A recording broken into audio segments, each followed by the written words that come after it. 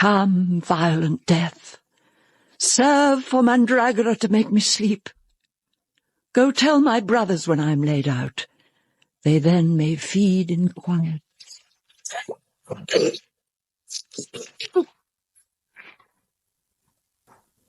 Where's the waiting woman? Fetch her. Oh, you are damned perpetually for this. My turn is next. Is not so ordered? Yes, and I'm glad you are so well prepared for it. You are deceived, sir. I am not prepared for it. I will not die. Come, fetch her. I will not die. I must not. Delays. Throttle her. If you kill me now, I am damned. I am quick with child. Why, then your credit's saved.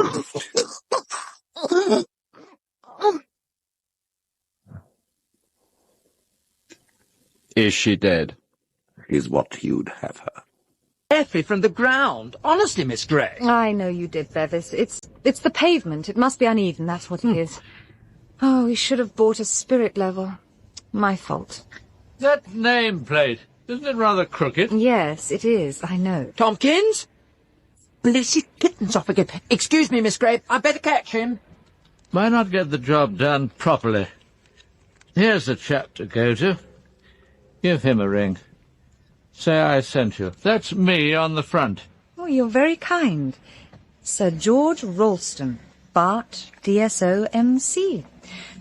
Tell me, are you a connoisseur of nameplates or just a public benefactor? Actually, I'm a client. If that is your Cordelia Gray. Are you? Yes, I am. Then why do you call yourself Pride's Detective Agency? Because, Sir George, we were set up by an ex-metropolitan policeman called Bernie Pride. I see. I worked for him for a time, and then he made me his partner. When he died, he left me the agency. In that case, shall we go in? After you. You'll have some tea, Sir George? Please. Milk, no sugar. No biscuits. Tea for two, please, Miss Maudsley. Of course, Miss Gray, at once. Don't people ever tell you that... That it's an unsuitable job for a woman. They do, and it isn't. I was going to say, don't they ever tell you your office is extremely difficult to find? Oh. Well, that's the idea of the nameplate. I'm not sure that a crooked nameplate isn't worse than no nameplate at all, especially in your business. Your founder, how did he die? He cut his wrists. Oh. Did he? Here we are. Tea. Thank you very much, Miss Maudsley. Just there. There we are. By the way, is Bevis back? Oh, yes, Miss Gray. He caught Tompkins. Oh, thank you. Tompkins, Sir George, represents a sort of investment. He turned up and attached himself to Bevis, but we're banking on restoring him to his distraught owner, once we've discovered who he belongs to. We've built up a reputation for reuniting lost pets with their owners. I know, that's how I came to hear of you. My wife was having tea with a Mrs. Fortescue last week when you returned the Fortescue cat. You'd found the brute within 30 minutes. You could have charged 3 times what you did. I gather she's devoted to the animal. Expensive we may be, but we are honest. Well, my wife was terribly impressed. What with, our efficiency or our charges? Both. That's why I'm here. Yes, Sir George. The job I'm offering is part bodyguard, part private secretary, part investigator, and part, well, nursemaid. No knowing how it may turn out. I'm supposed to be a private investigator. No doubt, but it doesn't pay to be too purist these days. In any case, you could find yourself involved in detection, though it doesn't seem likely. Perhaps you could explain what exactly you want me to do? My wife is the actress Clarissa Lisle. I thought I recognized her at Mrs. Fortescue. She hasn't worked much recently. Ah. We married in June 78. I'm her third husband, by the way. In July 1980, she was playing Lady Macbeth at the Haymarket. On the third night, she received what she saw as a death threat.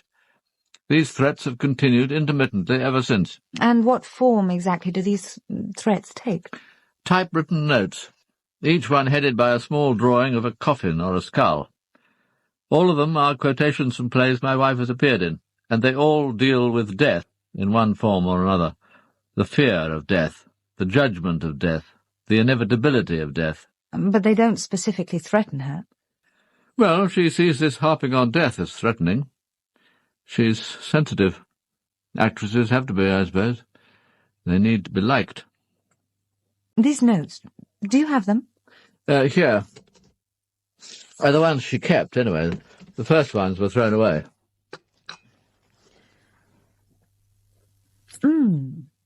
Ay, but to die, and go we know not where, to lie in cold obstruction, and to rot. Measure for measure, isn't it? Not exactly a personal threat, though. Perhaps not, but not very friendly. You know not how to live, nor how to die, but I have an object that shall startle you and make you know whither you are going. I don't know that one. Webster, do you think? Possibly. How do they arrive? By post, most of them. A few were delivered by hand, at the theatre or our London flat. The first half-dozen or so were destroyed. These 23 are all we have now. The first one of all, the one that came when your wife was playing Lady Macbeth. What happened? She can't remember now what it said. She threw it away, thought it was an isolated bit of malice. Then a second came, and a third and a fourth. My wife started breaking down on stage, had to be prompted. Oh. On the Saturday of the third week, her understudy had to go on. It was quite a struggle to get through the 6-week season. And then the same thing happened in her next role. The first quotation appeared on the morning the play opened. It came off after 4 weeks. And my wife's performance may have had something to do with it. She thought so, anyway. And then? And then Clarissa didn't act again until she accepted a part in Webster's The White Devil at Nottingham. Victoria something or other. Vittoria Corombona. Was that it? I was in New York at the time and didn't see it. But the same thing happened. The first note arrived the day the play opened. This time my wife went to the police. Not much joy. They took it away, thought about it, and brought it back. Sympathetic, but made it obvious they didn't take the death threat seriously. They did discover one thing, though. That particular note had been typed on my own machine. Which is that note? Here. We've dated them on the back. This is the time I was in New York. On pain of death, let no man name death to me. It is a word infinitely terrible. This skull and crossbones, Sir George, not quite the same assured touch as the others, has it? And the typing's a bit amateurish. What do you think? You may be right. Could have been done in a hurry. You still haven't explained how you think I can help. I'm coming to that. This weekend, my wife is to play the lead in a production of The Duchess of Malfi. Ah. It's taking place on Coursey Island. Do you know it? About 2 miles off the Dorset coast. The owner's Ambrose Gorringe. It's been in his family since the last century. His grandfather restored the medieval castle in the 1880s. He used to play host to the Prince of Wales in his circle. Edward would arrive with his mistress, Lily Langtry, and they all amused themselves with amateur theatricals. There's a lovely little Victorian theatre there. The present Gorringe seems intent on restoring castle and theatre to their former glory. And you want me to go to the island and be with Lady Ralston? I was hoping to be there myself, but that won't be possible. I have a meeting in the West Country which I can't miss. But she needs someone with her. This performance is important to her. They're doing the play at Chichester in the spring, and if she can regain her confidence, she might feel able to join the company. Ah, I see. But there's more to it than that. She's got hold of an idea that the threats may come to a head this weekend. Oh. In fact, that someone might try to kill her on Cordelia Island. What makes her think that? Nothing she can explain, but it's what she feels. She asked me to get you. And what precisely am I being employed to do, Sir George? Protect her from nuisance, take any calls, open any letters, be on call at night, and bring a fresh mind to bear on these messages. Find out, if you can, who's responsible. You'll take the job? Yes, I'll take it. A little different from finding lost cats. Your rates will be rather higher, I assume. The daily rate is precisely the same, Sir George, whatever the job. The final bill depends on the time taken, and any expenses, of course. But as I'll be a guest on the island, they shouldn't be too high. By the way, I'll need to know who else will be there. Well, by the Saturday afternoon, when the cast and the audience have all arrived, there'll be about 100. But the house party itself is quite small. My wife, of course with Tolly, Miss Tolgarth, that is, her dresser.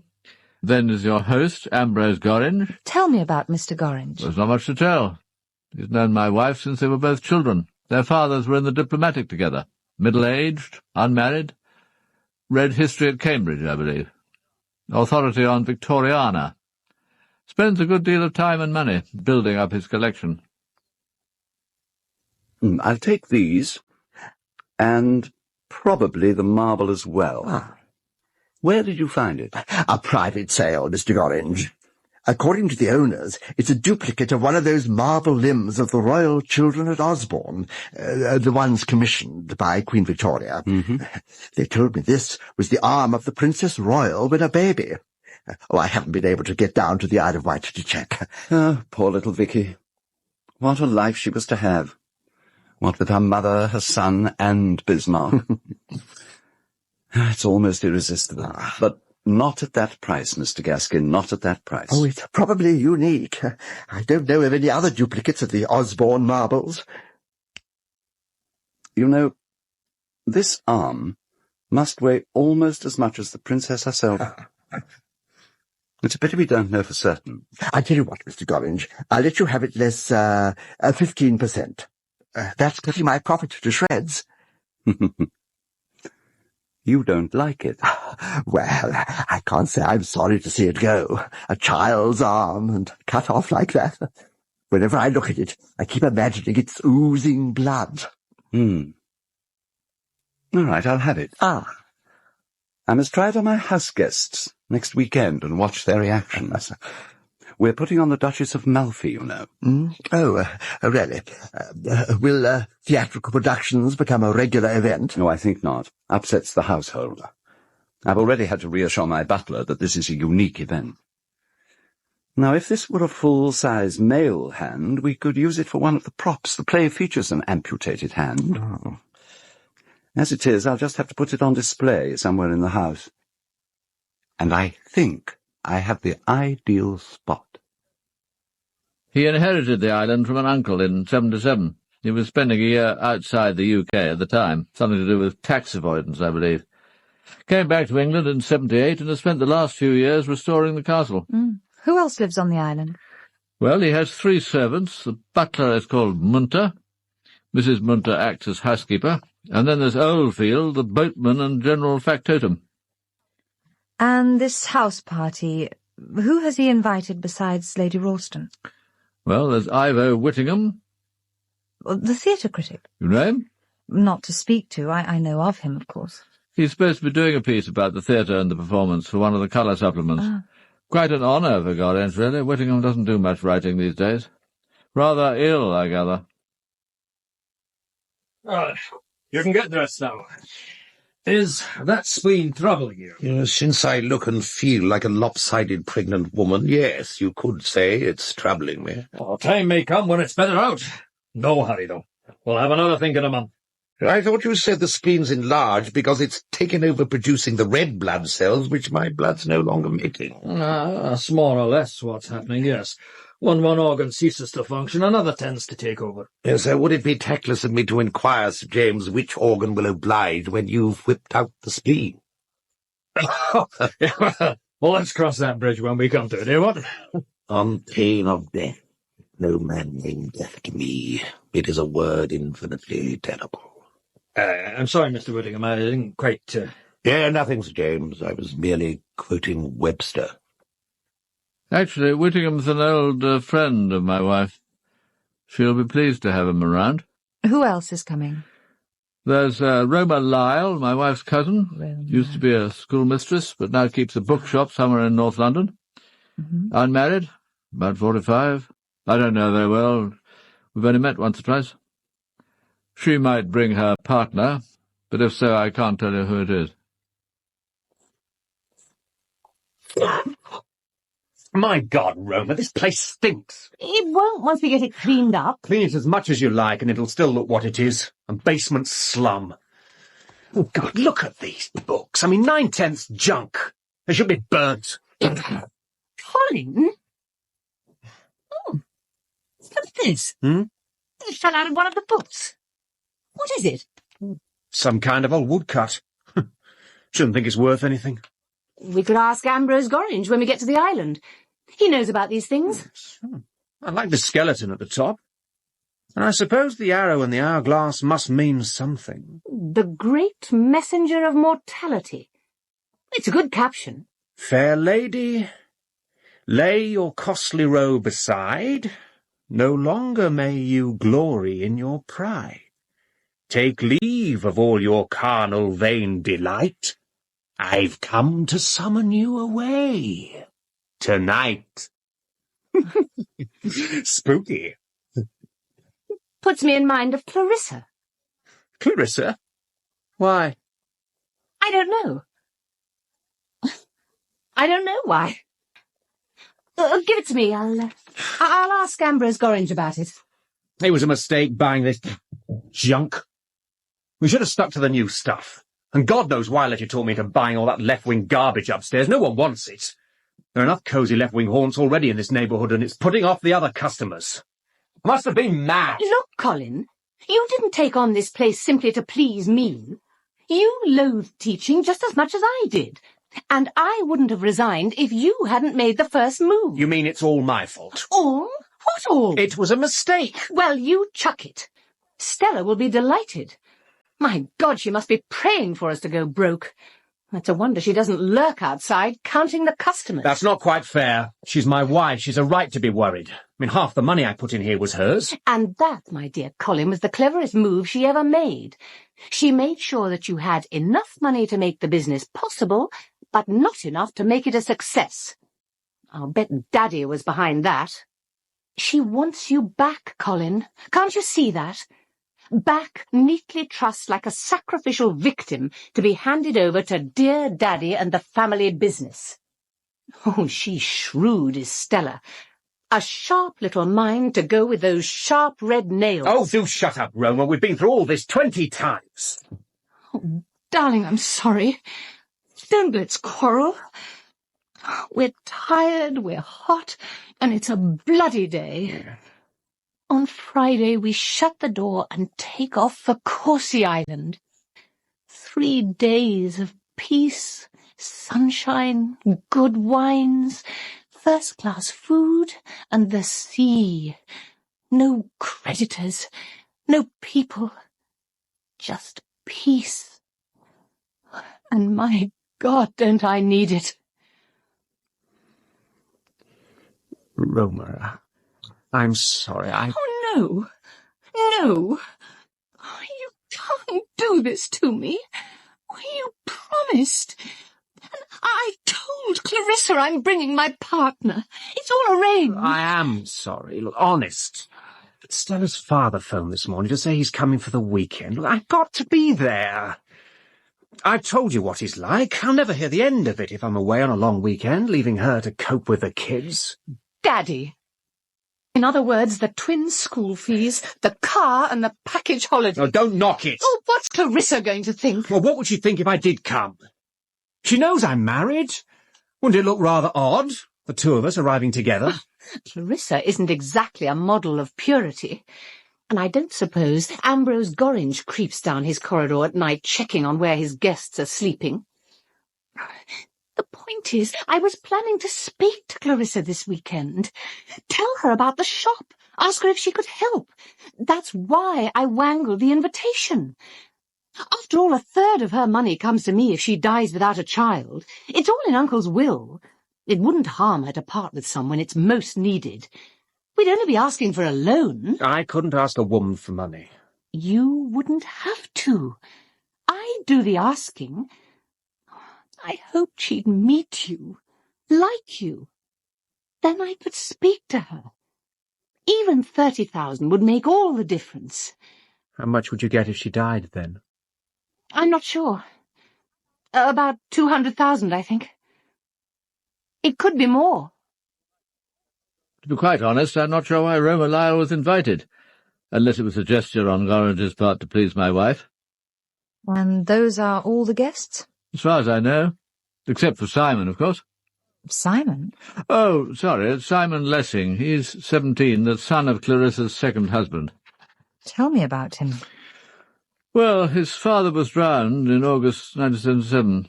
After that, he wasn't happy living with his relatives, so Clarissa took him on. We've sort of adopted him. I'm not sure why he's invited either, come to that. Music's his interest. Clarissa probably thought it was time he met more people. He's rather a shy boy. One last question, Sir George. Lady Ralston is apparently so frightened for her life that she's reluctant to be on Coursey Island without protection. Is there anyone of that company she has reason to fear, to suspect? You can put that idea out of your head, Miss Gray. She has no reason to suspect any of the house party of wishing to harm her. No reason in the world. Right. I had to ask. Now, when do you want me to arrive? Your tickets are in this envelope. Oh, thank you. My wife has telephoned Gorringe to tell him she's bringing a secretary companion. You go down to Spaymouth Jetty. The launch from Corsi will be waiting to pick you up. Fine. You'll go over with the other guests.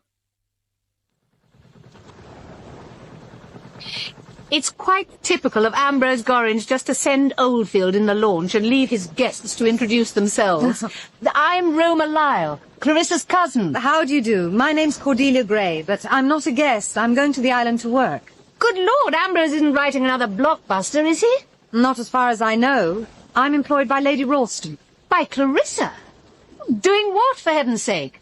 Oh, dealing with her correspondence, making phone calls, generally easing things along while she concentrates on the play. She's got Tolly to ease things along. Well, what does she think of it? Tolly, I mean. I haven't the least idea. I haven't met her yet. Well, I can't see her liking it.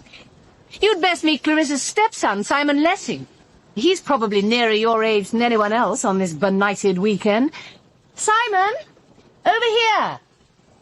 Come and say hello to Cordelia Gray. She's Clarissa's secretary. Clarissa said you'd be coming when she wrote. How do you do? I had to get special leave. From school? Yes, Melhurst. My housemaster wasn't too pleased. I don't really know why I've been invited. Does there have to be a reason? A few days break, little swimming? With Clarissa there's usually a reason. Of course, she told me to bring some music. You're a pianist? I play the piano. He's very good. Clarissa likes showing him off, doesn't she, Simon? Does she? Oh, I just hope I don't make a fool of myself. Discussing the perennially fascinating topic, Clarissa. Hello, Ivo. I was just saying she rather enjoys presenting Simon to her friends. Ever been to Corsi Island before, Simon? No. No, then she's out to impress Ambrose Gorringe. Don't let her down. Do I know you? No, I'm Cordelia Gray. Are you taking part in the play? I'm here to work. I'm Miss Lisle's secretary, her temporary secretary. Now that makes sense. Clarissa's relationships tend to be temporary. Do you know anything about the performance? Who's taking part? Didn't Clarissa explain? They're the Cottringham Players, said to be the oldest amateur company in England. They're based in Spaymouth, very convenient. Ah. They'll all be coming over by launch tomorrow. Look, we turn the headland in a second. Oh. You'll see the castle.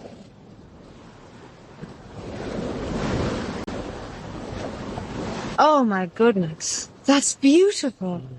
It's just as though the castle was rising from the waves. Impressive, isn't it? All that rose-red brickwork soaring to the sky. Oh, but it's so light and graceful. Not what I associate with Victorian architecture at all. You're interested in Victorian architecture? Well, interested, but not at all knowledgeable. I shouldn't tell Ambrose that. He'll devote the whole weekend to your education. Is that him, waiting for us at the jetty? That's him on the left. And there's Clarissa.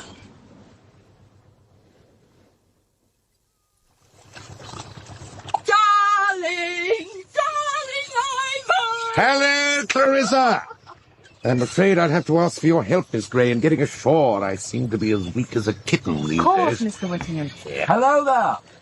Welcome to Coursey Island. Hello, Ambrose! I'll get ashore first and give you my hand. Thanks. All right? Thank you.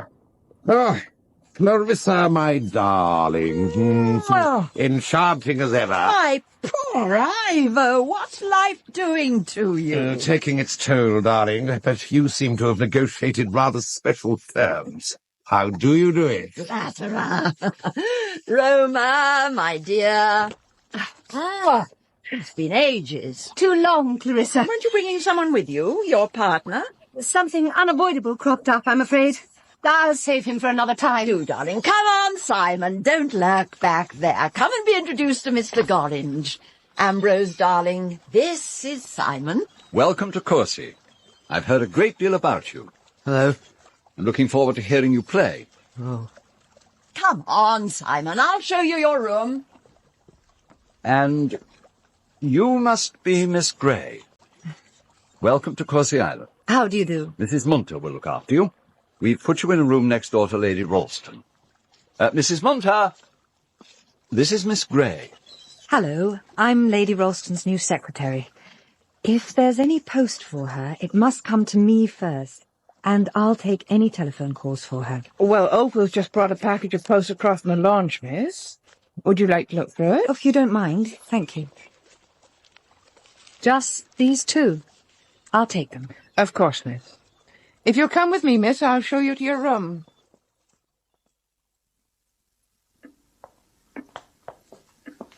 Oh, what a magnificent hall. The staircase. The gallery. Oh, that tapestry. A genuine William Morris, miss. You must feel quite privileged living here. It takes some getting used to. The cleaning's no joke. Oh, but to live surrounded by all these beautiful things. Oh, the stained glass is quite breathtaking. The eastern window was commissioned by the original Mr. Herbert Gorringe in the 1860s. It portrays the travels of Ulysses. So I see. Do you often show visitors around, Mrs. Munter? I do act as a guide from time to time. Please follow me.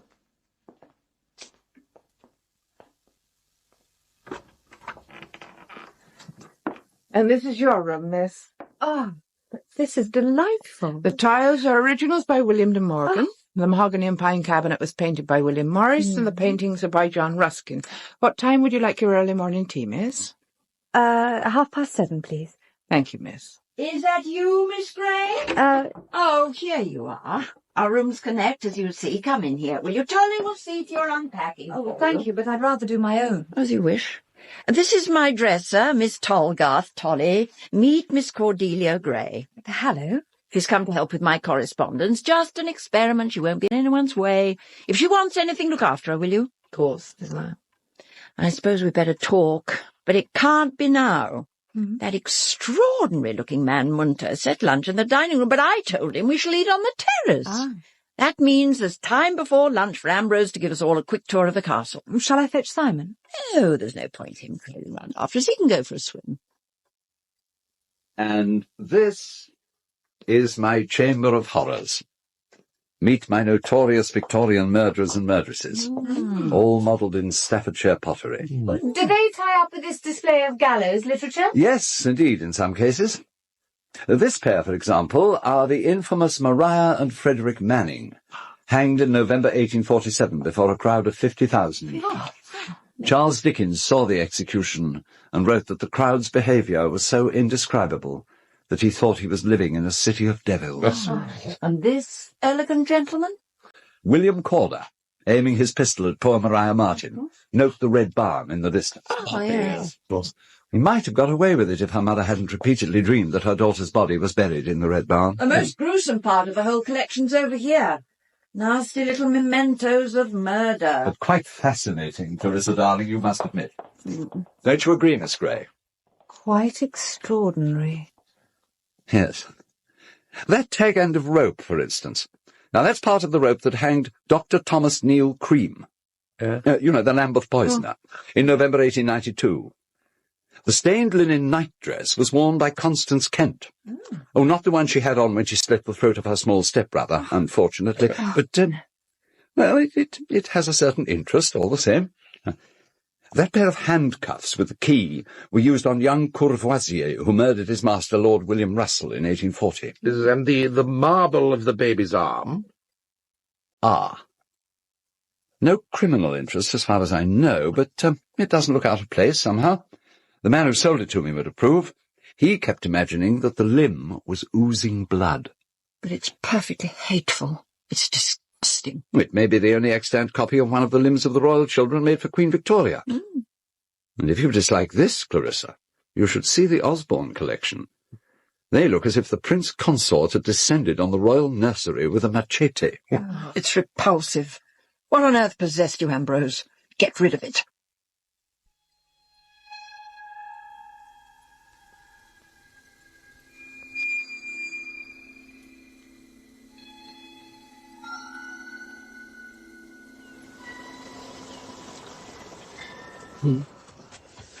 Hello.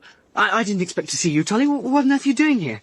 Is anything the matter? Here's your towel. Oh, thanks. It's not all that warm. Why did you come down? Why don't you leave? Leave? Why don't you leave this place? Leave her. Leave Clarissa? Well, why should I? What do you mean? Well, she doesn't want you. Haven't you noticed that? You aren't happy. Why go on pretending? But I am happy. Where could I go? My aunt wouldn't want me back. I haven't any money. There's a spare room in my flat. It's only small. It used to be my daughter's before she died. You could have that for a start. It isn't much, but you could stay there until you found something better. But how could I find somewhere? What would I live on? You're 17, aren't you? You're not a child. You could find something to do. But what? I'm going to be a pianist. I need Clarissa's money. Ah, yes. You need Clarissa's money. In any case, I'm perfectly happy as I am. Suppose she gets tired of you, like she did of your father. What do you mean? She loved my father. They loved each other. He explained to me before he left my mother. Clarissa was the most marvellous thing that had ever happened to him. He had no choice. There's always a choice. But they adored each other. He was so happy. Then why did he drown himself? It's true. I don't believe you. Don't, if you don't want to. But just remember what I've said when your turn comes. Why should he do it? Why? To make her feel sorry, I suppose. Isn't that usually why people kill themselves? But he should have known. Clarissa doesn't understand about guilt. There was an inquest. They found it was accidental death. And he didn't leave a note. If he did, no one saw it. But then it was Clarissa who found his clothes on the beach, wasn't it? Yes. Suppose she died. What would you do then? Why on earth should Clarissa die? She isn't ill, is she?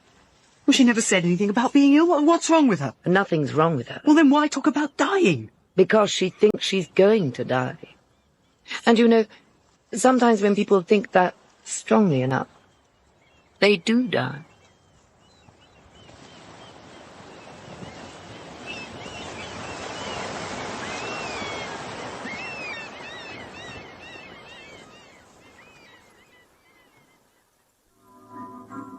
Bring me the casket hither and the glass.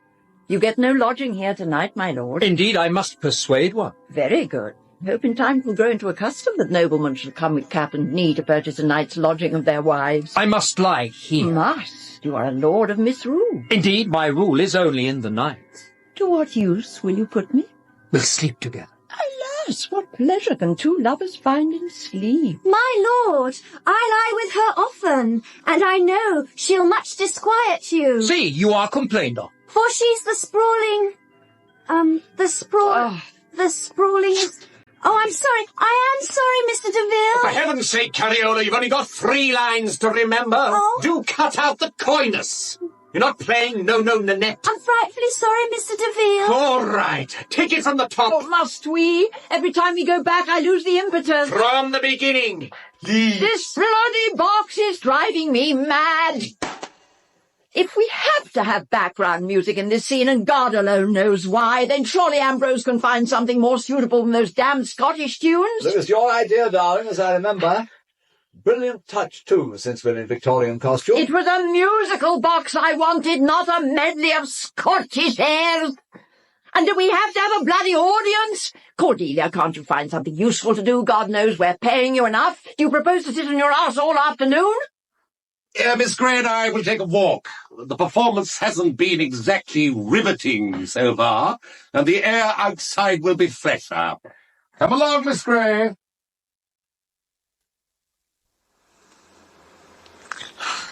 Thank you, Mr. Whittingham. Oh, don't mention it. This may be a stupid question. Gray isn't an uncommon name, but you're not by any chance related to Redvers Gray. He was my father. I thought there was something. It's the eyes. You know, he had a great influence on my generation at Cambridge. Yeah. He had the gift of making rhetoric sound sincere. And now that the rhetoric and the dream are out of fashion, I suppose he's forgotten. But I should like to have known him. So should I. Ah, like that, was it? The old story. Revolutionary idealist dedicated to mankind in the abstract, but not much good at caring for his own kid. Not that I can criticize. I haven't done too well with mine. I think I should have liked him if we'd had time. I did spend 6 months with him and the comrades in Germany and Italy. And then he died. You make death sound like a betrayal. And what about your mother? She died when I was born. Another betrayal. So, and who looked after you? Foster parents most of the time. Then when I was 11, I won a scholarship to a convent. That was a mistake. A school, not the scholarship. They mixed me up with another C. Gray, who was a Roman Catholic. I don't think Father liked it, but by the time he bothered to reply to the education officer's letter, I was settled and they didn't like moving me. I wanted to stay anyway. Redvers Gray with a convent-educated daughter. And did they succeed in converting you? That would have taught Papa to answer his letters. No, they didn't convert me. But then they didn't try. Oh, look out, Mr. Whittingham. Oh, you're tired. Here, let's sit down for a while. Over there? No, I liked it in the convent. I suppose it was the first time I felt secure. Life wasn't messy anymore. Yes, it must have been reassuring. Even one's sins neatly classified. These venial, those mortal. Mortal sin. It has a note of splendid finality, hasn't it? It almost dignifies wrongdoing. I suppose a mortal sin has to be something really special.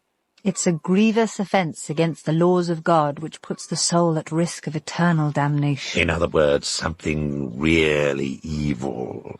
If, that is, you believe in the existence of evil. Oh, yes. I believe in the existence of evil. In that case, there's something you should know. Clarissa once did something you might dignify as evil, and I've a feeling that for Clarissa it could prove mortal. Are you sure you want to tell me this? Quite sure. I think it may help you in what you're here to do, whatever that may be. Very well. It happened during the run of Macbeth in July 1980. Tolly, Miss Tolgarth, had an illegitimate daughter 4 years earlier. There was no particular secret about it. Most of us knew about Vicky. A really sweet child. Tolly brought her to the theatre occasionally, but usually the girl was at home with a childminder.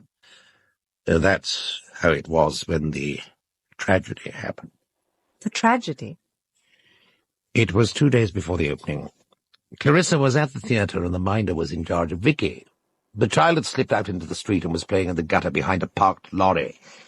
The driver didn't see her and reversed. Oh. She was horribly injured. They rushed to the hospital and operated, and she stood there very well. We all thought she'd make it. But during the opening night of Macbeth, the hospital telephoned to say there'd been a relapse and to ask Tolly to go at once. Tolly always answered the phone in the dressing room, but by pure chance, Clarissa took the call. She'd just come off for her Act 3 costume change. The banquet scene, you know. Yes. She put down the receiver and told Tolly that the hospital wanted her to visit, but that there was no hurry. After the performance would be all right. Tolly wanted to ring back, but Clarissa wouldn't let her. Shortly after the curtain came down, the hospital rang to say the child was dead. Gosh, well, how do you know all this? I was there, in Clarissa's dressing room, when the first call came. You could say I had a rather privileged relationship at the time.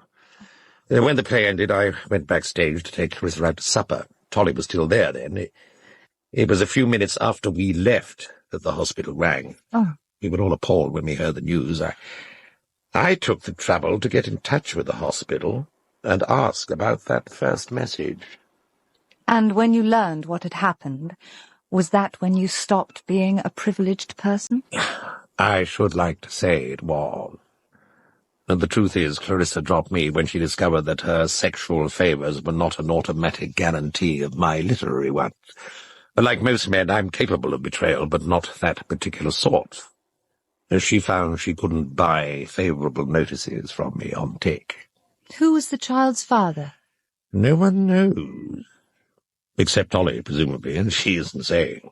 The question is, who did Clarissa think he was?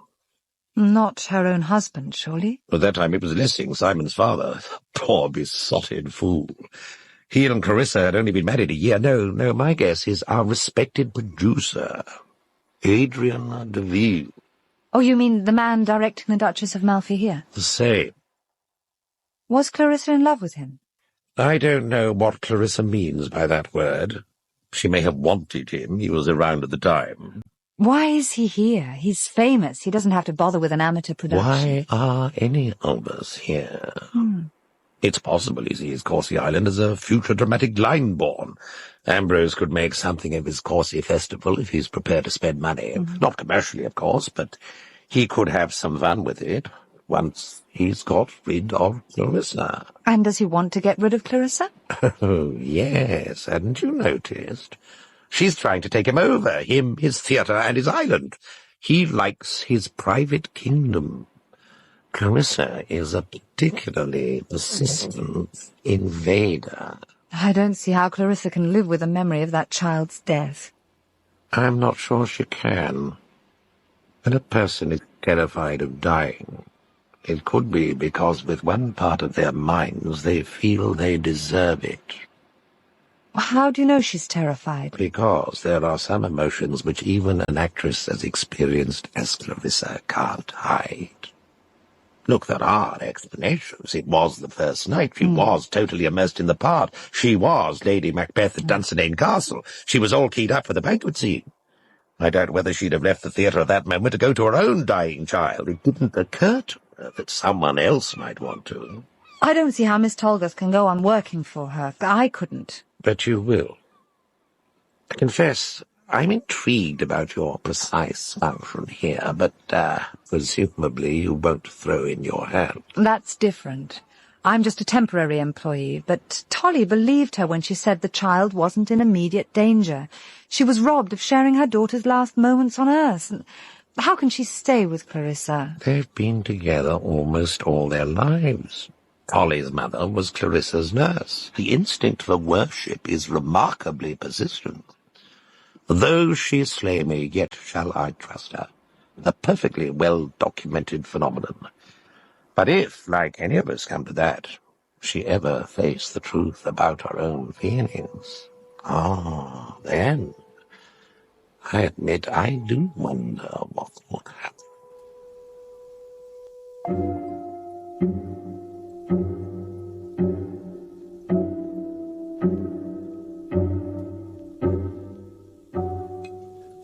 But it's so odd of him, Roma, darling. Yes. Surely we didn't frighten him away.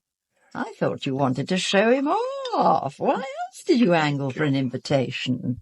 Who are you ashamed of, him or us? We suddenly heard that an important American client would be calling at the shop this Saturday. Colin had to be there. Ah, how conscientious of him. But I'm relieved to hear you have clients of any sort, let alone important American ones. Congratulations. Enjoying yourself so far? It's all right. Nothing terrible's happened, I suppose. Done any swimming? A little. I haven't got round to it yet. What's the water like? Quite cold, really. Oh. No, I take no interest in contemporary politics at all. How wise. But you can't opt out of all responsibility for what's happening in your own country. Oh, but I can.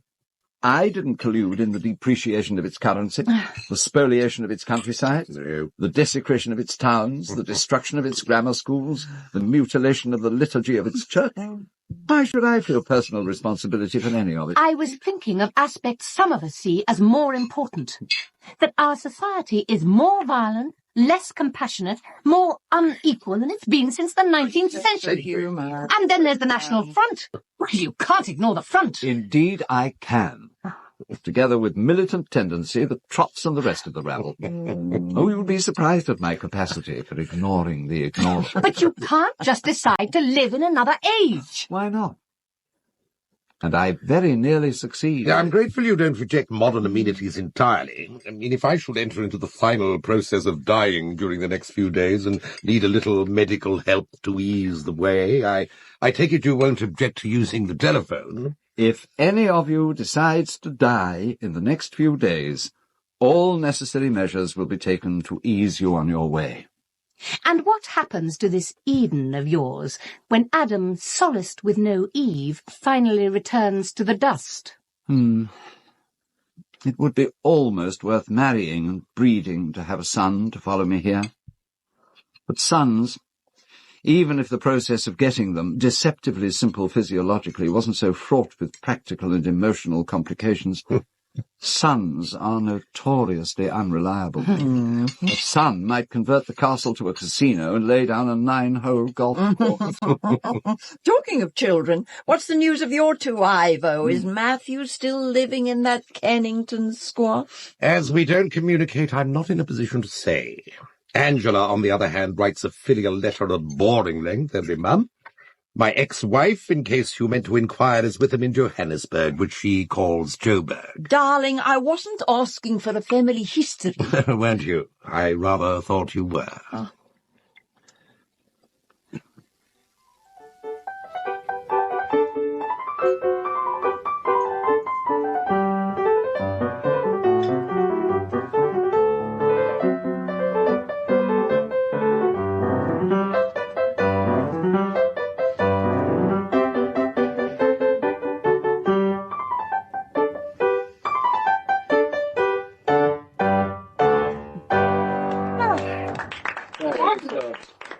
Thank you, Simon. That was worth hearing. It was very well played. Thank you. He is good, isn't he? Now, how about a song? Oh, Does anyone sing? There's a book of songs on the piano. Oh, the Ash Grove, one of my favourites. Please sing it for us, Miss Gray. Oh, shall I? Oh, come on. Yes. Will you accompany me, Simon? Yes, of course.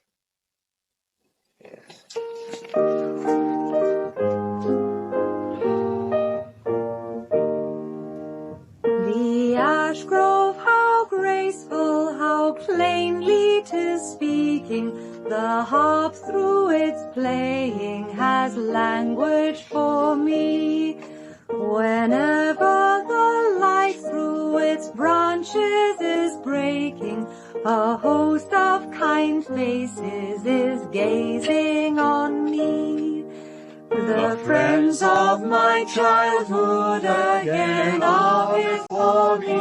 Each step wakes a memory as freely I roam. With soft whispers laden, its leaves rustle o'er me. The Ash Grove, alone is my home. Oh, that was quite lovely. I should have had more than enough of amateurs before the weekend's out. I'm going to bed. Simon, it's time you called it a day. I'll see you to your room. Cordelia, ring for Tolly, will you, and tell her I'm ready for her. Then come up in 15 minutes. I want to discuss arrangements for tomorrow. Ivo, you're drunk. Black marks all round. We should have realised that we're here to applaud Clarissa's talent, not to demonstrate our own. If you plan a career as secretary companion, Cordelia, you'll have to learn more tact. Are you drunk, Ivo? I shall be sober enough for what I have to do tomorrow. Oh, here you are. I've sent Tolly away so that we can talk. You just stand there. Get yourself a chair. Oh, yes, of course. You seem to have enjoyed yourself this evening. Perhaps I should remind you that you were hired as a detective, not an after-dinner entertainer. Well, perhaps if you were honest with them and told them why I'm here, they'd be less likely to treat me as a fellow guest. What good would that do? If you don't mix with them, how can you watch them? Besides, the men like you. I've seen Ivo and Simon looking at you. Don't pretend you don't know it. I hate that kind of sexual coyness. I wasn't trying to pretend anything. Pass me that deep cleanser, would you? Tell me, what do you think of Simon's playing? I'm not really qualified to judge. Obviously, he has talent. Oh, talent? That's common enough. One doesn't invest £9,000 or more in mere talent. Can he succeed? That's the question. I'll ask Ambrose after the play. I can't worry about anything till then. I think we should discuss the messages and our plans for the weekend, especially tomorrow. We ought to have spoken earlier. Well, there really hasn't been time. Anyway, you know what you're here for. If there are any more messages, I don't want to know about them. Vital I get through tomorrow's performance. If I can only get my confidence back, I can face almost anything. Even the knowledge of who's doing this to you? Even that. How many of the people here know about the messages? Well, Tolly. We haven't any secrets from her. I expect Ivor knows nothing happens in the West End he doesn't get to hear about. And Ambrose. He was in my dressing room once when a note was pushed into the door. Simon doesn't, unless Tolly's told him, and I can't think why she should. How about your cousin? Roma? Well, she doesn't know, and if she did, she wouldn't care. Tell me about her. It's not much to tell, and what there is boring. That towel, please, darling. We are first cousins. My father's younger brother ran off with a barmaid, made a mess of his life, and then he expected Daddy to help him out. And he did. Well, at least as far as Roma was concerned, she was always staying with us, especially after her own father died. Poor little orphan Annie, perpetually miserable and such a bore. She wasn't a bit grateful. Should she have been? Well, I think so. Daddy didn't have to take her in. You'd hardly expect him to treat her the same as me, his own child. Ah, yes, children. You know, you should have told me about Tolly's daughter. If I'm to help, I need to know anything that might be relevant. But that isn't relevant. It was all a mistake. Tolly knows that. Everyone knows it. Oh. I suppose Ivor told you. Typical. Can't you see he's sick? He's dying. And he's eaten up with jealousy. He always has been. Jealousy and malice. He could have been a second Tynan, and look at him now, dying on his feet. He'd no right to come here looking as he does. It's like having a death's head at the table. It's indecent. So, Miss Tolgarth couldn't have had anything to do with the note? Of course not. What an idea. She's devoted to me. If you can't see that, you're not much of a detective. Besides, she can't type. The messages are typed, in case you haven't noticed. All of them? They've always been typed, even the ones that came when you were playing Lady Macbeth? Yes, I suppose so. It was a long time ago. It wasn't my fault. I didn't kill the child. Anyway, the hospital had no right to phone like that. They knew it was a theatre, that we were in the middle of a performance. Besides, she couldn't have done anything even if I'd let her go. The child was unconscious. She wouldn't have known her. It's sentimental and morbid, this sitting by the bedside waiting for people to die. What good does it do? And I had 3 costume changes in the 3rd act. What are you looking like that for? I'm not paying you to judge me. I'm not judging you. I wanted to help. But you have to be honest with me. What is it you're really afraid of? Don't you know? Death. It's what I'm afraid of. It isn't the fact of death. It's my death. There was never a time when I didn't see the skull beneath the skin. I knew the facts of death before I knew the facts of life. I mean, no one can say, don't worry, it may never happen. It will happen. To me. I can't describe the fear. Wave after wave of panic sweeping over me. Sometimes I hold up my hand like this and think, here it is, part of me, warm, living. And one day it'll hang, white and cold and unfeeling and useless. And then it'll rot, and I shall rot.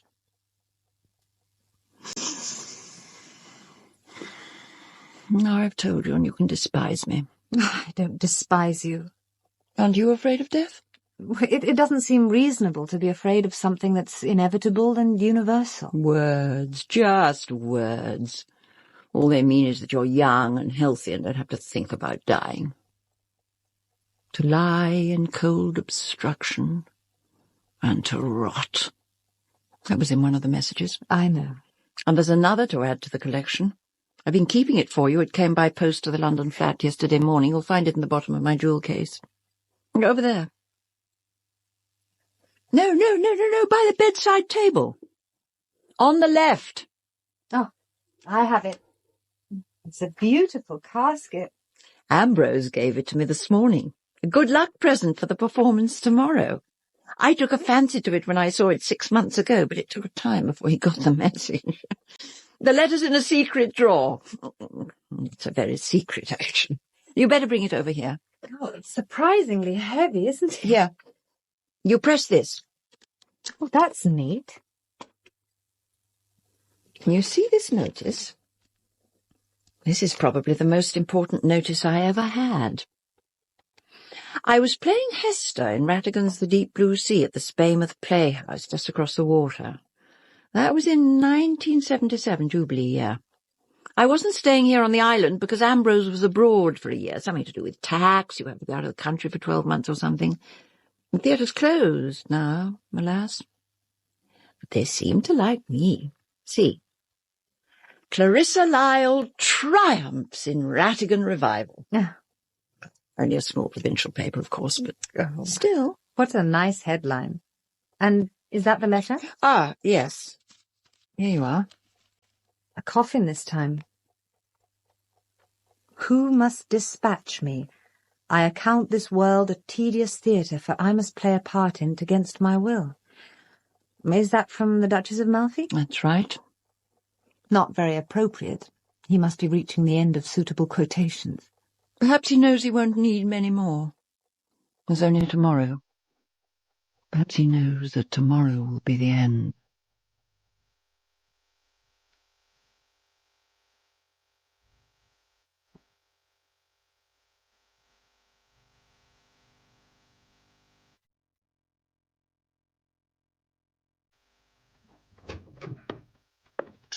Ah! Good morning, Miss Gray. Good morning. Well, it looks as if we're going to be lucky in the weather. Yes. The guests should arrive in sunshine and get back without risk of parting with their supper. The crossing can be quite treacherous in bad weather. Will you have coffee? Thank you. And is our leading lady awake? Not yet, and I'm rather pleased she isn't. Look, I found this pushed under Clarissa's door this morning. The great messenger of mortality. Somewhat melodramatic. Is the woodcut yours? If so, someone has mutilated it for you. Look on the back. Oh, dear me. Thus it lightens into action. I am come to kill thee. Lines from the Duchess. So the messages are still coming, I did wonder. I take it that weeding out this kind of nuisance is one of your duties. One of them. So, is it yours? It looks old and valuable. No, it's interesting, but not my period. Mr. Gorringe, this is your house. Miss Lisle is your guest. I accept the implied rebuke. One's guests certainly have the right not to be menaced while under one's roof, but what would you have me do? I'm not a policeman. I can hardly interrogate my other guests. Besides, is it any more than a practical joke in poor taste? Surely the best response is a dignified silence. Clarissa should demonstrate a total unconcern. And that's what she will do, at least until after the play. She won't see this. I can trust you not to tell her. Of course. I have a strong interest in Clarissa's success, remember. Incidentally, that woodcut belongs to Roma. Roma? How do you know? She told me she found it in a second-hand book and thought I might be interested. She showed it to me yesterday, just before the rehearsal, and I left it on the blotter on my desk in the business room. Where anyone could have seen and taken it. You sound like a detective. No doubt you'll be interested to know that the message was probably typed on the business room machine. Well, I can check that at least. Oh, before you go, something else has occurred. Rather more annoying than a poison pen letter. Someone has broken the lock of the display cabinet and taken the marble arm. If, during your duties as secretary companion, you should happen to learn who it is, I'd be grateful if you'd suggest that it's returned. I admit the marble's not to everyone's taste, but I have a fondness for it. When did you notice it had gone? Well, Munter tells me it was in the display case when he locked up last night, and that was at 10 minutes past midnight. I found it missing and the lock forced, When I went to the kitchen to make tea at 7 this morning. What are you going to do? Nothing. At least until after the play. I think it vital that Clarissa doesn't know. The least thing could upset her. We'll just have to hope no one else notices it's missing. And if they do, I suppose I can say I've removed it to please Clarissa. It's humiliating to have to lie, but if you think it important... I do. Very. Good morning, Ambrose. Any breakfast? George, my dear fellow. Of course. But where did you spring from? Got through my meeting late yesterday. Drove most of the night and slept in a lay-by. Thought Clarissa would like me to put in an appearance if I could make it. Good morning, Miss Gray. Sir George? Don't suppose Clarissa's up yet? Not yet. But how did you get to the island? I didn't hear a launch. Found a couple of early fishermen. I've been on the island for a couple of hours. Didn't like to disturb you. Yes, I will have coffee. Oh, what sort of a day? Looks as if it'll be fine. Oh. Your husband's just arrived. Apparently his meeting ended sooner than expected. George, but that's ridiculous. He isn't expected till late tonight. Well, he's here. Oh. Tug on that bell rope, will you? It's time Tolly brought in my tea. I wondered whether you'll still be wanting me. Well, of course I'll still want you. What possible difference does this make? You know what you're here to do. If someone's out to get me, they aren't going to stop because George has arrived. Before Miss Tolgarth gets here, could you tell me the programme for today? Don't you know? I thought I'd explained it. The curtain's due to rise at 3:30. Ambrose is arranging an early lunch about midday, and I shall rest up here alone from 1 o'clock. You can call me at exactly 2:45. The launch from Spaymouth will be bringing the cast at about 2:30, and there's a larger hired launch for the guests. That'll be arriving at about 3. And this morning, what's planned for the 3 hours between breakfast and lunch? I think we should try to stay together. We shall all stay together. Ambrose will be hosting a sightseeing trip to see the skulls of Coursey. The skulls of Coursey? Do you mean real skulls? Oh, they're real enough. In the crypt of the church. Ambrose will recite the famous legend. That should put us all nicely in the mood for the horrors of Amalfi.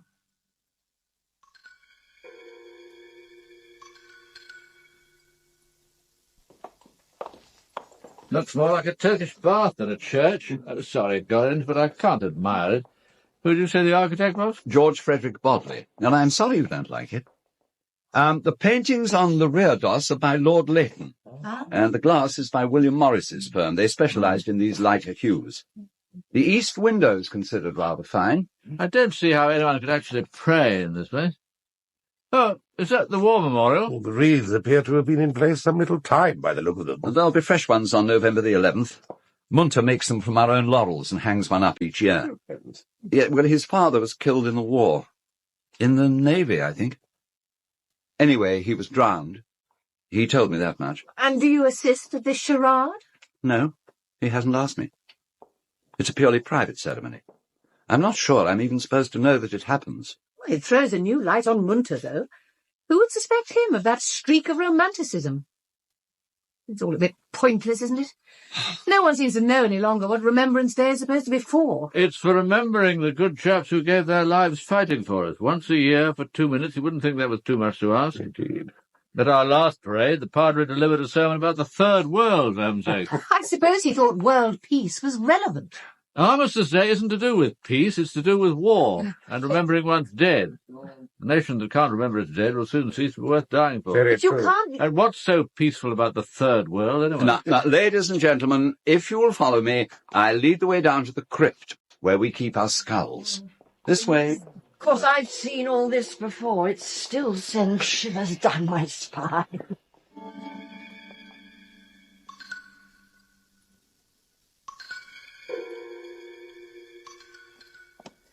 Oh, this part is Norman, isn't it? Quite right, Ivor. We're in the original structure down here. Now, are we all assembled? I'll put on the electric light now. Oh, good grief. Oh, my God! Who on earth were all these people? Generations of Corsi folk. To pack all these skulls together row after row of them. It's obscene. But practical, Miss Lisle, you must admit, the optimum use of available space. Oh, hundreds of grinning skeletons. Deliciously horrific, don't you think? It's like a nightmare. And all wedged tightly together. Isn't that cement? Some of them have been cemented together. How observant, Miss Gray. Yes, that was found necessary some years ago when the skulls on the bottom rows began to crumble under the weight. Who gathered all these skulls together? My revered forebear, Herbert Gorringe, in the 1860s, soon after he bought the place. The story goes that all the inhabitants of Coursey Island were wiped out in the 17th century. Apparently, the de Courcy at that time had taken to exercising his droit de seigneur a little too freely. Local maidens from the mainland abducted, raped, and their tortured, mutilated bodies brought in on the tide days or weeks later. No one dared to do anything. Then came the bubonic plague. It raged particularly fiercely on this coast. The island was safe, till one day, the father of one of de Courcy's victims, knowing he was infected, launched his boat and set sail for the island. The de Courcys and their court were at dinner, when the door to the great hall opened, and he appeared. His huge, shambling, sea-drenched figure stumbling towards his enemy.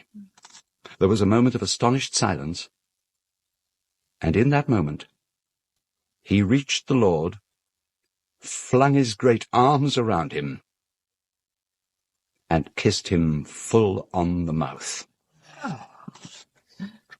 The plan worked. De Courcy and all his people were wiped out. Well, that story would make an opera. All you need is a Verdi or perhaps a Benjamin Britten. And when great-uncle Herbert began planting his pleasure garden, he kept turning up skeletons.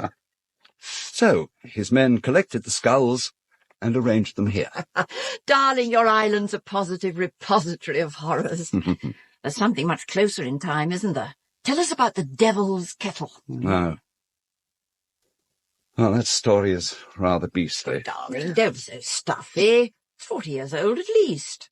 And I know about it anyway, but I want to see where it happened. And I've got a personal interest. George was here on the island at the time, weren't you, darling? Did you know that George was here? Yes, I know. Whatever it is, you may as well show us. Clarissa won't give you any peace until you do. That's right. It can hardly be worse than this place. Well, if you insist. We have to go down even further than we are, though, and to do that, I must unlock this door. We keep the key here. It's a bit stiff. Now, this way, 2 abreast only, please, and stick together. Watch your footing on these steps. They're rather slippery. They're worn right down. They've been used daily for hundreds of years. No,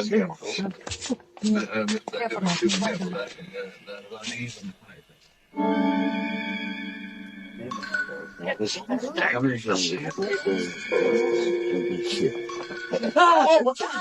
right. Don't panic, anybody. No, I'd forgotten that the lights are on at times, which I'll find the button in a second. There. I wish you'd warn us before playing silly tricks. No trick, I assure you, and it won't happen again. We must be 40 feet below ground. How is it ventilated? By shafts. One of them comes up into the concrete bunker they built in the war to guard the southern approach to the island. There are several others. Right, now, everybody, gather round. This trapdoor leads down directly to the Devil's Kettle. Now, just draw back the bolts and open it, and you'll be able to see.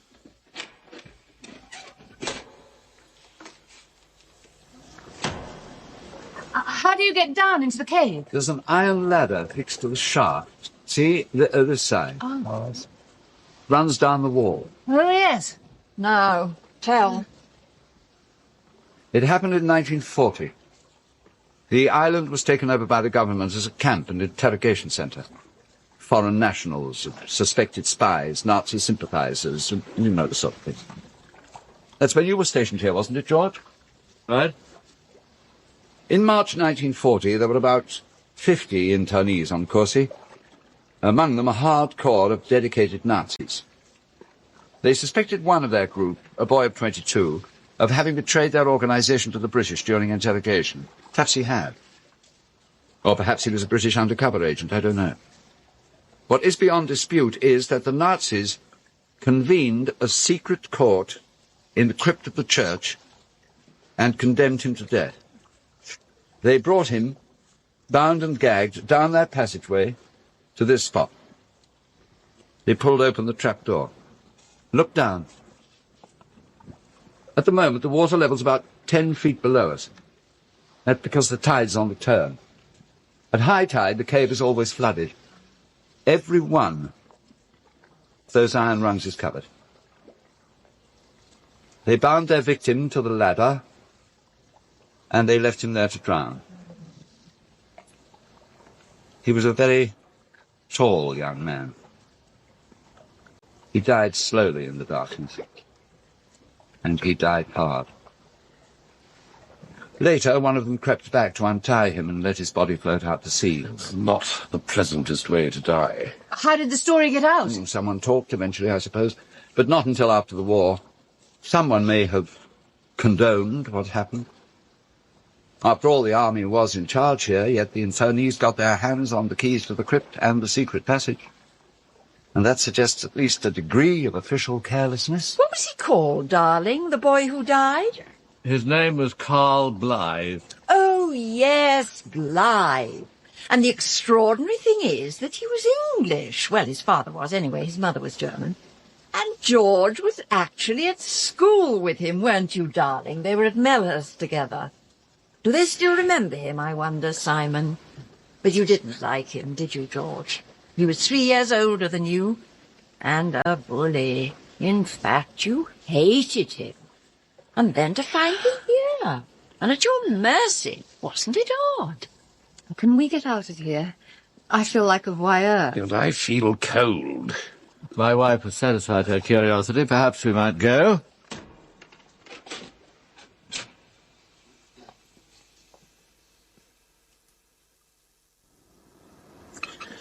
Poor Ralston. An instructive episode, don't you think? Oh, I thought it was horrible. Does she always need to psych herself up with an exhibition of cruelty before a performance? Well, she's nervous, certainly. Ralston's control, however, is admirable. It would be interesting to see what happens if the control ever snaps. Well, I think I'll go for a swim. Well, not so soon after lunch, Simon, darling. Take a walk first. All right. See you all later at the theatre. Bye-bye. Time to rest. Coffee? Thank you, no, Ambrose. Not before a performance. I thought you knew that. Will you ask Tolly to bring up the tea tray at once? China tea, she knows the sort I have. George, will you come up in 5 minutes? I'll see you later, Cordelia. All Better right. make it 1 past 1. Oh, Clarissa, just a moment. I've something to ask you. Come in, Cordelia. Lady... Hold on for a moment. Would you sit down? Can you imagine it, George? 25,000, that's what she asked for. Came right out with it, red-faced like a child begging for more pocket money. Now, of all time, she couldn't even wait till after the performance. I haven't got any money. I'm an actress. Talk about crass stupidity. Important to her, I expect. Couldn't bear the suspense of waiting. Had to know. Oh, she never did have any sense of timing, not even as a child. Trust Roma to pick the wrong moment. Part of her general insensitivity. By God, she chose the wrong moment this time. Would there have been a right one? I told her outright. I'm not prepared to hand over capital to support a lover who hasn't the guts or decency to come and ask for it himself. And I threw in some damn sound advice for good measure. If you have to buy yourself a man, he's not worth having. She's madly in love with him, of course. That's what this shop of theirs is all about, a ploy to get him away from his wife. Roman love, I ask you. My dear, is all that our concern? The money's my concern. Apart from anything else, I haven't a hope in hell of making a go of it. No capital, no experience, no sense. Why should I throw good money after bad? As you say. Cordelia, go and get yourself dressed. Right. Then lock your door and come out this way. I don't want you fussing about next door while I'm resting. Mm-hmm. I suppose you'll be wearing that Indian thing again. Well, It shouldn't take long to get into. none of my clothes take long to get into. Nor to get out of, I dare say. Oh, Clarissa. Oh, dear George, always so gallant. I wondered whether you'd like me to stay next door while you rest. The connecting door could be open or locked as you like. I wouldn't make any noise. I've told you I don't want you next door or anywhere near me for that matter. I can't speak verse when I know someone's listening, and I might want to. With the 3 doors locked and no telephone, I suppose I can hope to be left in peace. Now do go and change, collect anything you want from your room. Very well. I won't be a moment. And don't rely on being able to watch out front. I may want you backstage. All right. Well, I'll be off now. I won't come back before the performance. I'll see you backstage after. Goodbye, George. Cordelia, I'm setting the alarm for 2:45. You can come back about then, and I'll let you know if there's anything I want you to do during the performance. Fine. Well, I'm ready. I've locked my door and left the key in. I want to check that. Then I'll lock the communicating door myself. Very well. But if you want me, I'll be within calling distance. I can always get a chair from my room and sit at the end of the corridor with a book. Can't you understand English? What are you trying to do, spy on me? No, I told you I don't want you next door, and I don't want you pussyfooting up and down the corridor. Yes, I don't want you or anyone near me. What I want now is to be left in peace. Then will you at least roll up one of your towels and wedge it against the door? I don't want anyone delivering notes to you by hand. What do you mean?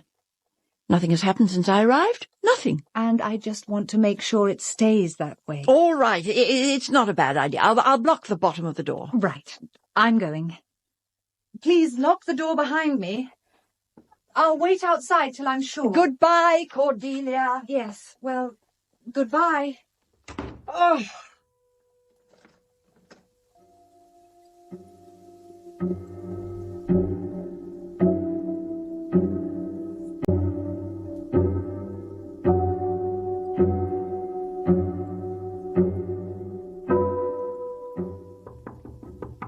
Lady Ralston, it's nearly 2:45. Lady Ralston? Oh, you've unlocked the door. Are you up already? It's 2:45. Lady Oh, no. Oh, my God. Oh, yes, Sir George!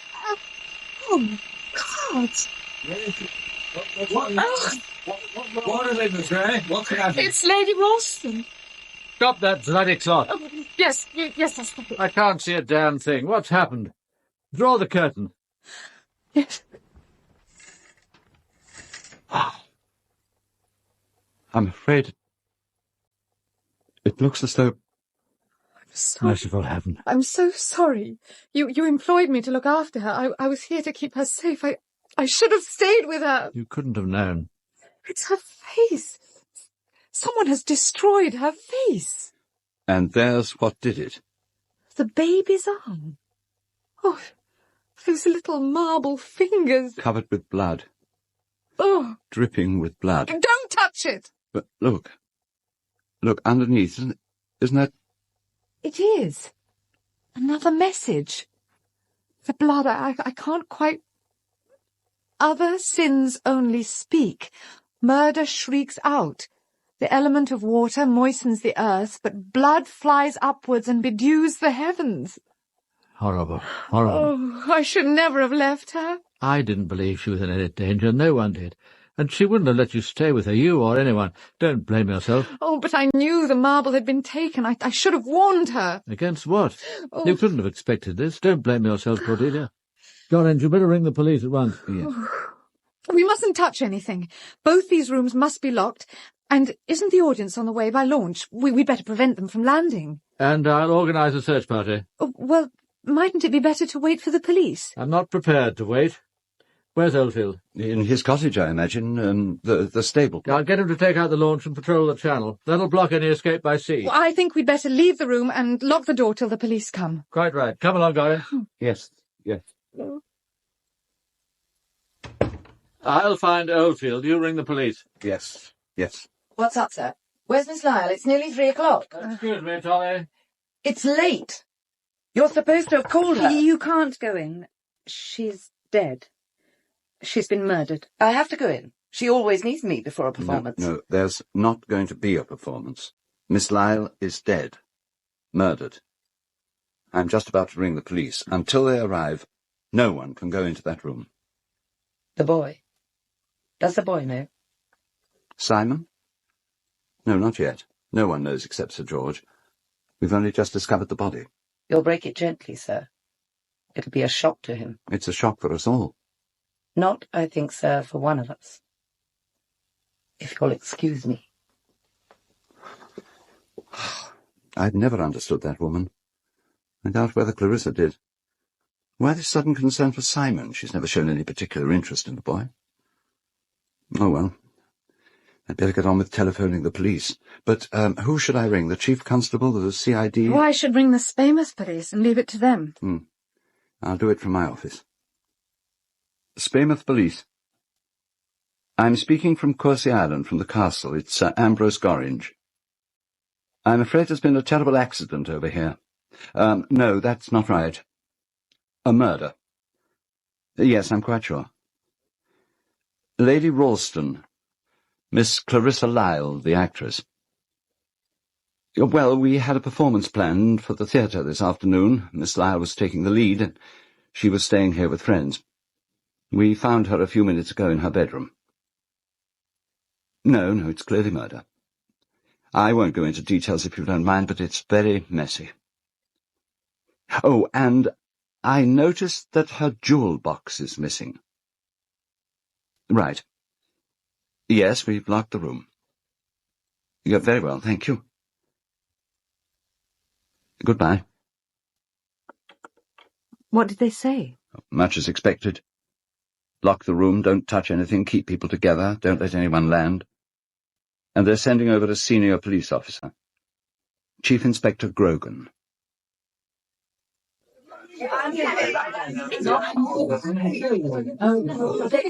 Will you all come on stage, please? Now, quiet. Quiet, please. Everybody. I'm afraid I have some very shocking news for you. I don't know quite how to put it, except to say that Clarissa Lisle is dead. And there's worse, I'm afraid. As Miss Gray here, her secretary, can confirm, it looks very much like murder. I've telephoned the police, and they'll be here shortly. In the meantime, they've asked that you all stay together here in the theatre. Now, Munter and his wife will bring you tea and coffee and anything else you need. Miss Gray and I still have to inform my other house guests of this appalling news. Oh, what about the play? The performance is cancelled. Where do you suppose they all are? Well, I imagine Simon is swimming. He said he was going to. Roma Lisle was in the library, but she's probably dressing by now. I imagine Ivor Whittingham is resting in his room. He's been looking none too well. Well, see them, will you, and break the news? I'll go and find Simon. Then we'd better keep together until the police arrive. I suppose the courteous thing would be to stay with my guests in the theatre, but I'm not in the mood to face a barrage of questions. The less they're told for the moment, the better. And you mean we should keep quiet about the actual cause of death? We don't know the actual cause of death. But, yes, I think we should say as little as possible to anyone. But surely it's obvious her face was battered in. That may have been done after the death. There was less blood than you'd expect. Well, there was more than enough blood for me. You're remarkably knowledgeable about this sort of thing for a secretary companion. I'm quite sure you've already guessed I'm no such thing. I'm a private detective. There's no point carrying on the charade any longer, and if you're going to say I've been useless, I know that too. Oh, my dear Cordelia, what more could you have done? No one could have expected murder. Stop blaming yourself. Lugubrious self-reproach doesn't suit you. Where is everyone? This is like a mall.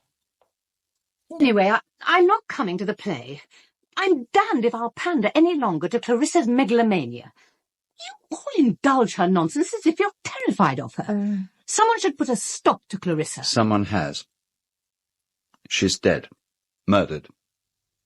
My God! What happened? How? I really think that... I insist that you tell me. Very well.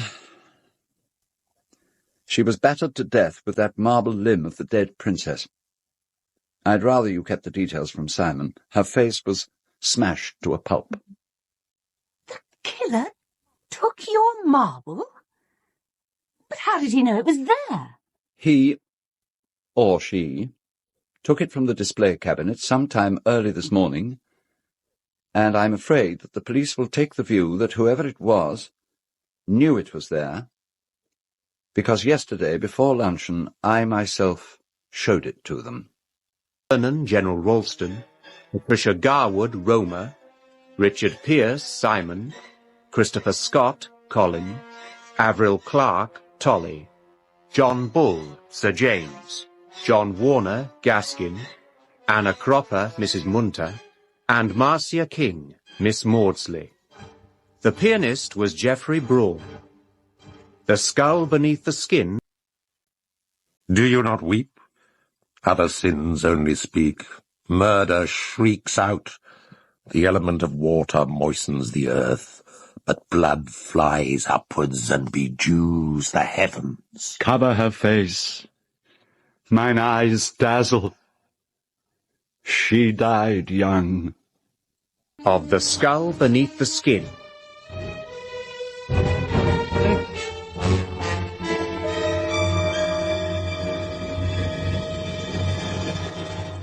Thank goodness we've got the cast off the island. I'm surprised that Grogan man let them go so easily. Well, they could scarcely have had anything to do with it. They all arrived after Lady Ralston was dead. And they can't complain the day's been dull, even if they've been done out of their moment in the spotlight. Clarissa's murder will be all over the county by dinner time. That means we can expect a press invasion at dawn. What will you do? Prevent anyone from landing. And I'll instruct Munter to refer all telephone inquiries to the police at Spaymouth. Let them cope. More tea, anyone? Ah, thank you, Roma. Now, Ivo, you have all the London gossip. Tell us about this man Grogan. I confess that on first acquaintance I don't take to him. Well, I admit I did telephone a contact from this very room, in fact, while you were busy receiving the inspector and his minions. The story is that he resigned from the Met because he was disgusted with the corruption in the CID. And that, of course, was before the latest purge. That should reassure you, Roma. Nothing about the police reassures me. I suppose I'd better be careful about offering him drink. It could be construed as an attempt to bribe or corrupt. He appears to be one of nature's sea-green incorruptibles. I wonder if the chief constable, or whoever decides these things, sent him here to fail. Why on earth should anyone do that? On the principle, better the new broom than one of your own. And he could very easily fail. I don't know. But doesn't this have all the hallmarks of a storybook killing? A close circle of suspects, an isolated scene of crime conveniently cut off from the mainland. It should all be tied up in a week. Suspects ranked in strict order of priority. First the husband, then the heirs, family, friends, acquaintances. As an heir and a member of the family, I hardly find that reassuring. If the killer keeps his head clear and his mouth shut, I doubt whether he's in real danger. Oh? It isn't what the police know or suspect, it's what they can prove. You sound as though you don't want it solved. On the contrary, I should prefer to have it solved. It'd be tedious to spend the rest of one's life as a suspected murderer. It'll bring in the summer tourists, though, won't it? People love blood and horror. You'll be able to show the scene of the crime. For an extra 20 pence, of course. I don't pander to sensationalism. That's why summer visitors don't get shown the crypt. And in any case, this is a murder in poor taste. Aren't they all? Not necessarily. But this one strikes me as particularly bizarre, extravagant, and theatrical. In other words, entirely appropriate to its subject. Incidentally, isn't it odd that we've been left here alone?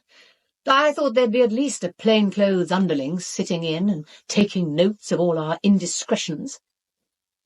Cordelia, in your capacity as a private eye, I suppose you've been co-opted and will be reporting everything back to the inspector. I am employed by Sir George. And the police know their limits.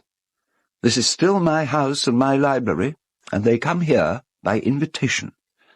Until they decide to charge someone, we're all entitled to be treated as innocent, even Ralston, presumably. Though as husband, he's certain to have been elevated to chief suspect. Poor George. Selected for the first grilling. He's been gone an inordinately long time.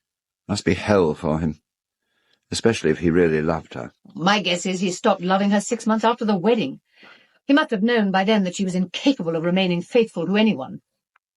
If he didn't kill her, and I don't for one moment believe it was him, he's probably not entirely ungrateful to whoever did. And the money will come in useful to subsidize that fascist organisation he runs. But don't you get some of the money, Roma, my dear? And won't it come in useful to you? I'll be glad enough of it, I suppose, when it actually comes. But I don't need it. It certainly isn't important enough to kill for. And I damn well resent the offensive way in which we've all had our fingerprints taken.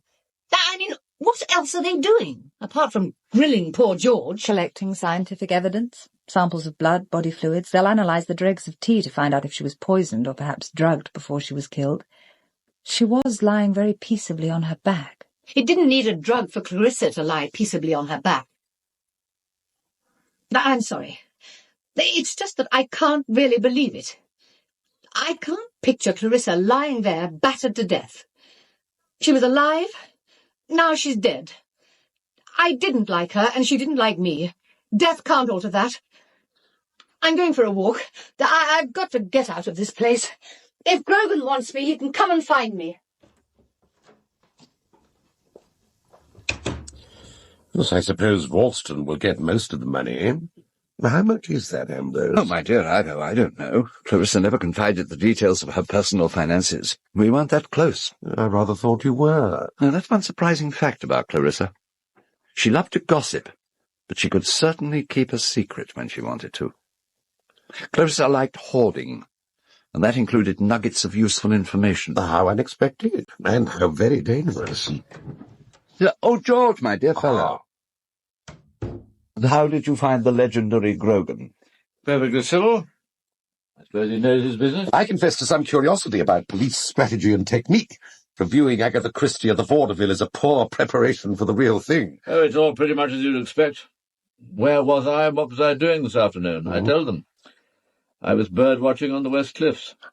I was also able to say I saw Simons with binoculars on the way home.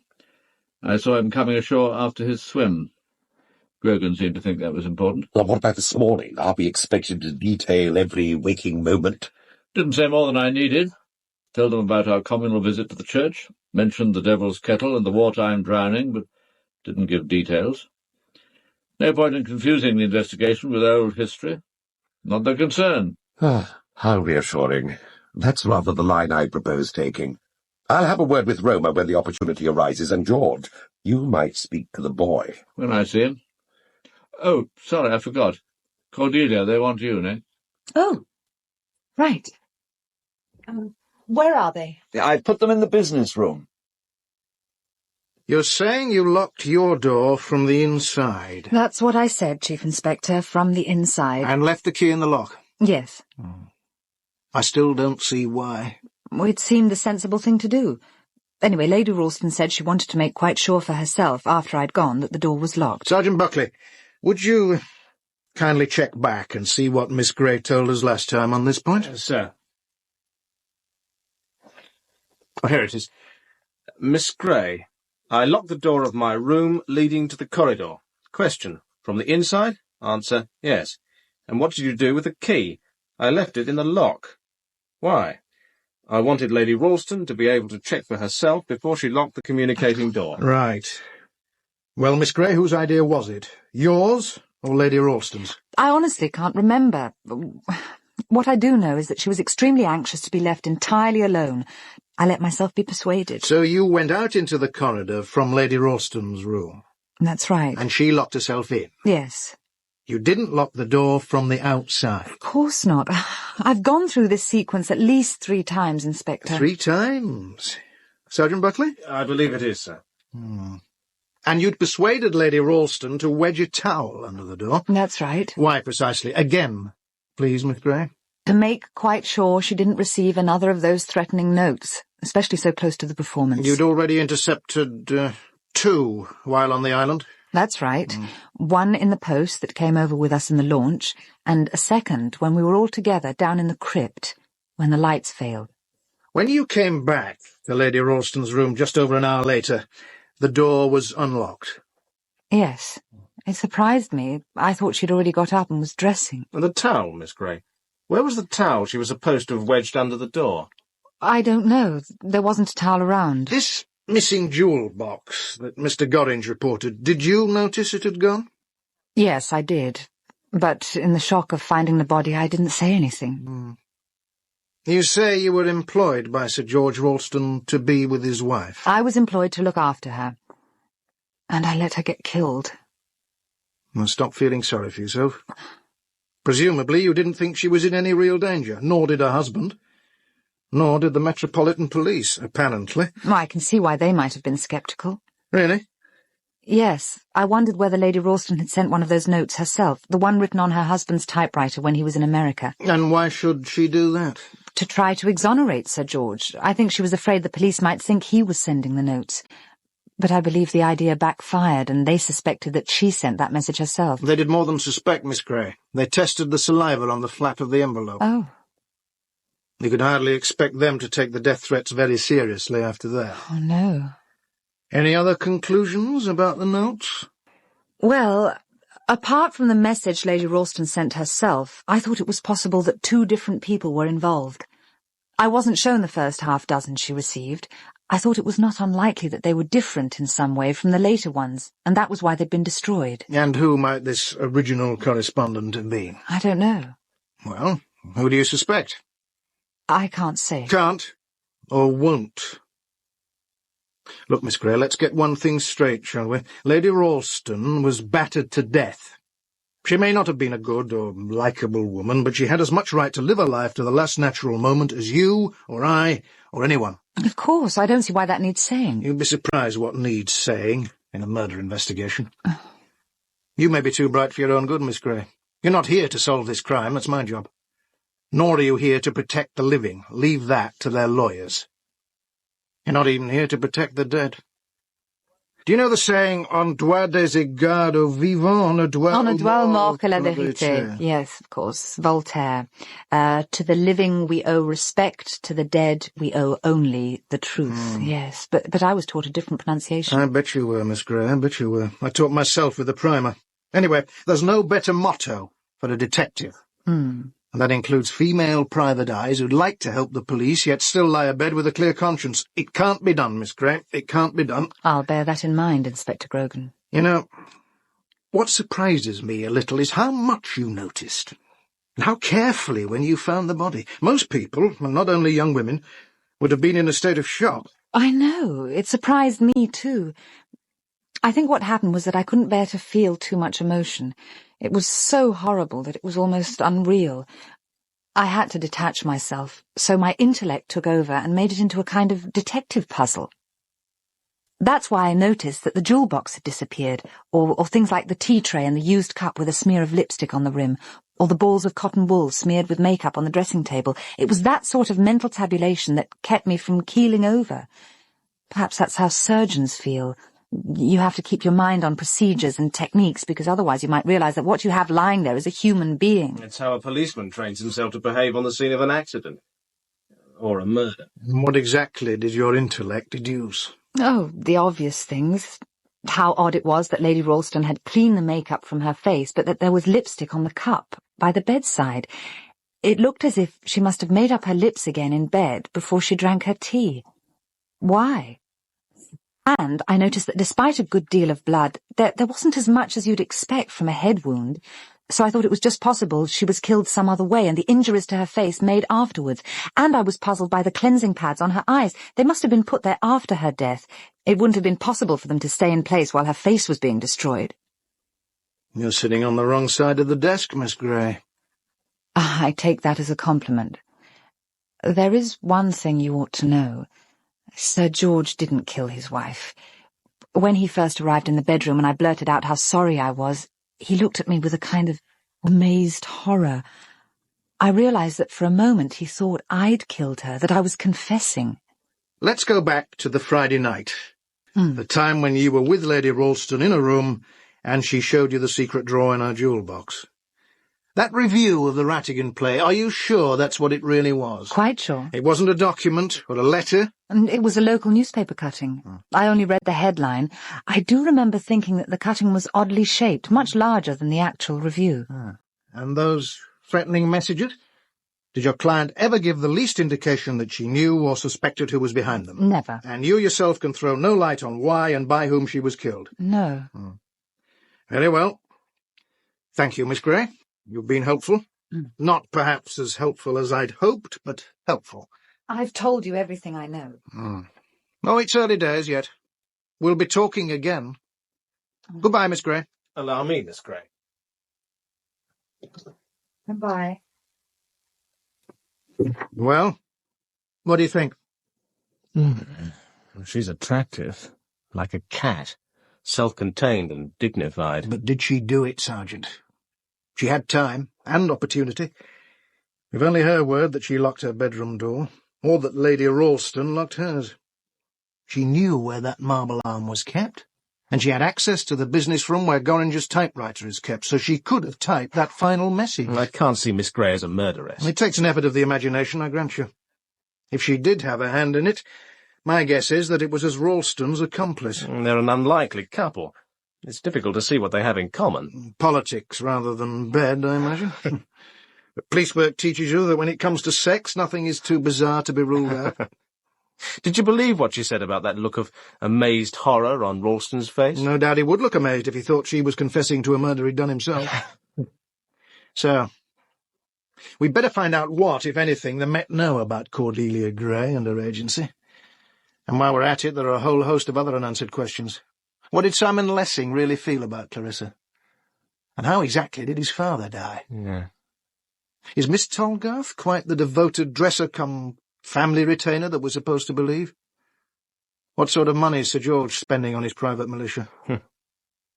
How much precisely is Roma Lisle going to get from the will, and how badly does she need it? And that's just for starters. There's certainly a choice bunch of suspects. A baronet, a distinguished theatre critic. A best-selling novelist, a female private eye, a respectable bookseller, ex-schoolmarm, and a spotty schoolboy. To say nothing of the butler, sir. Difficult to overlook a man as tall as that. Thank you for reminding me, Sergeant. We mustn't forget the butler. In fact, why not let's hear what Munter has to tell us? My duties, sir, have never been precisely defined.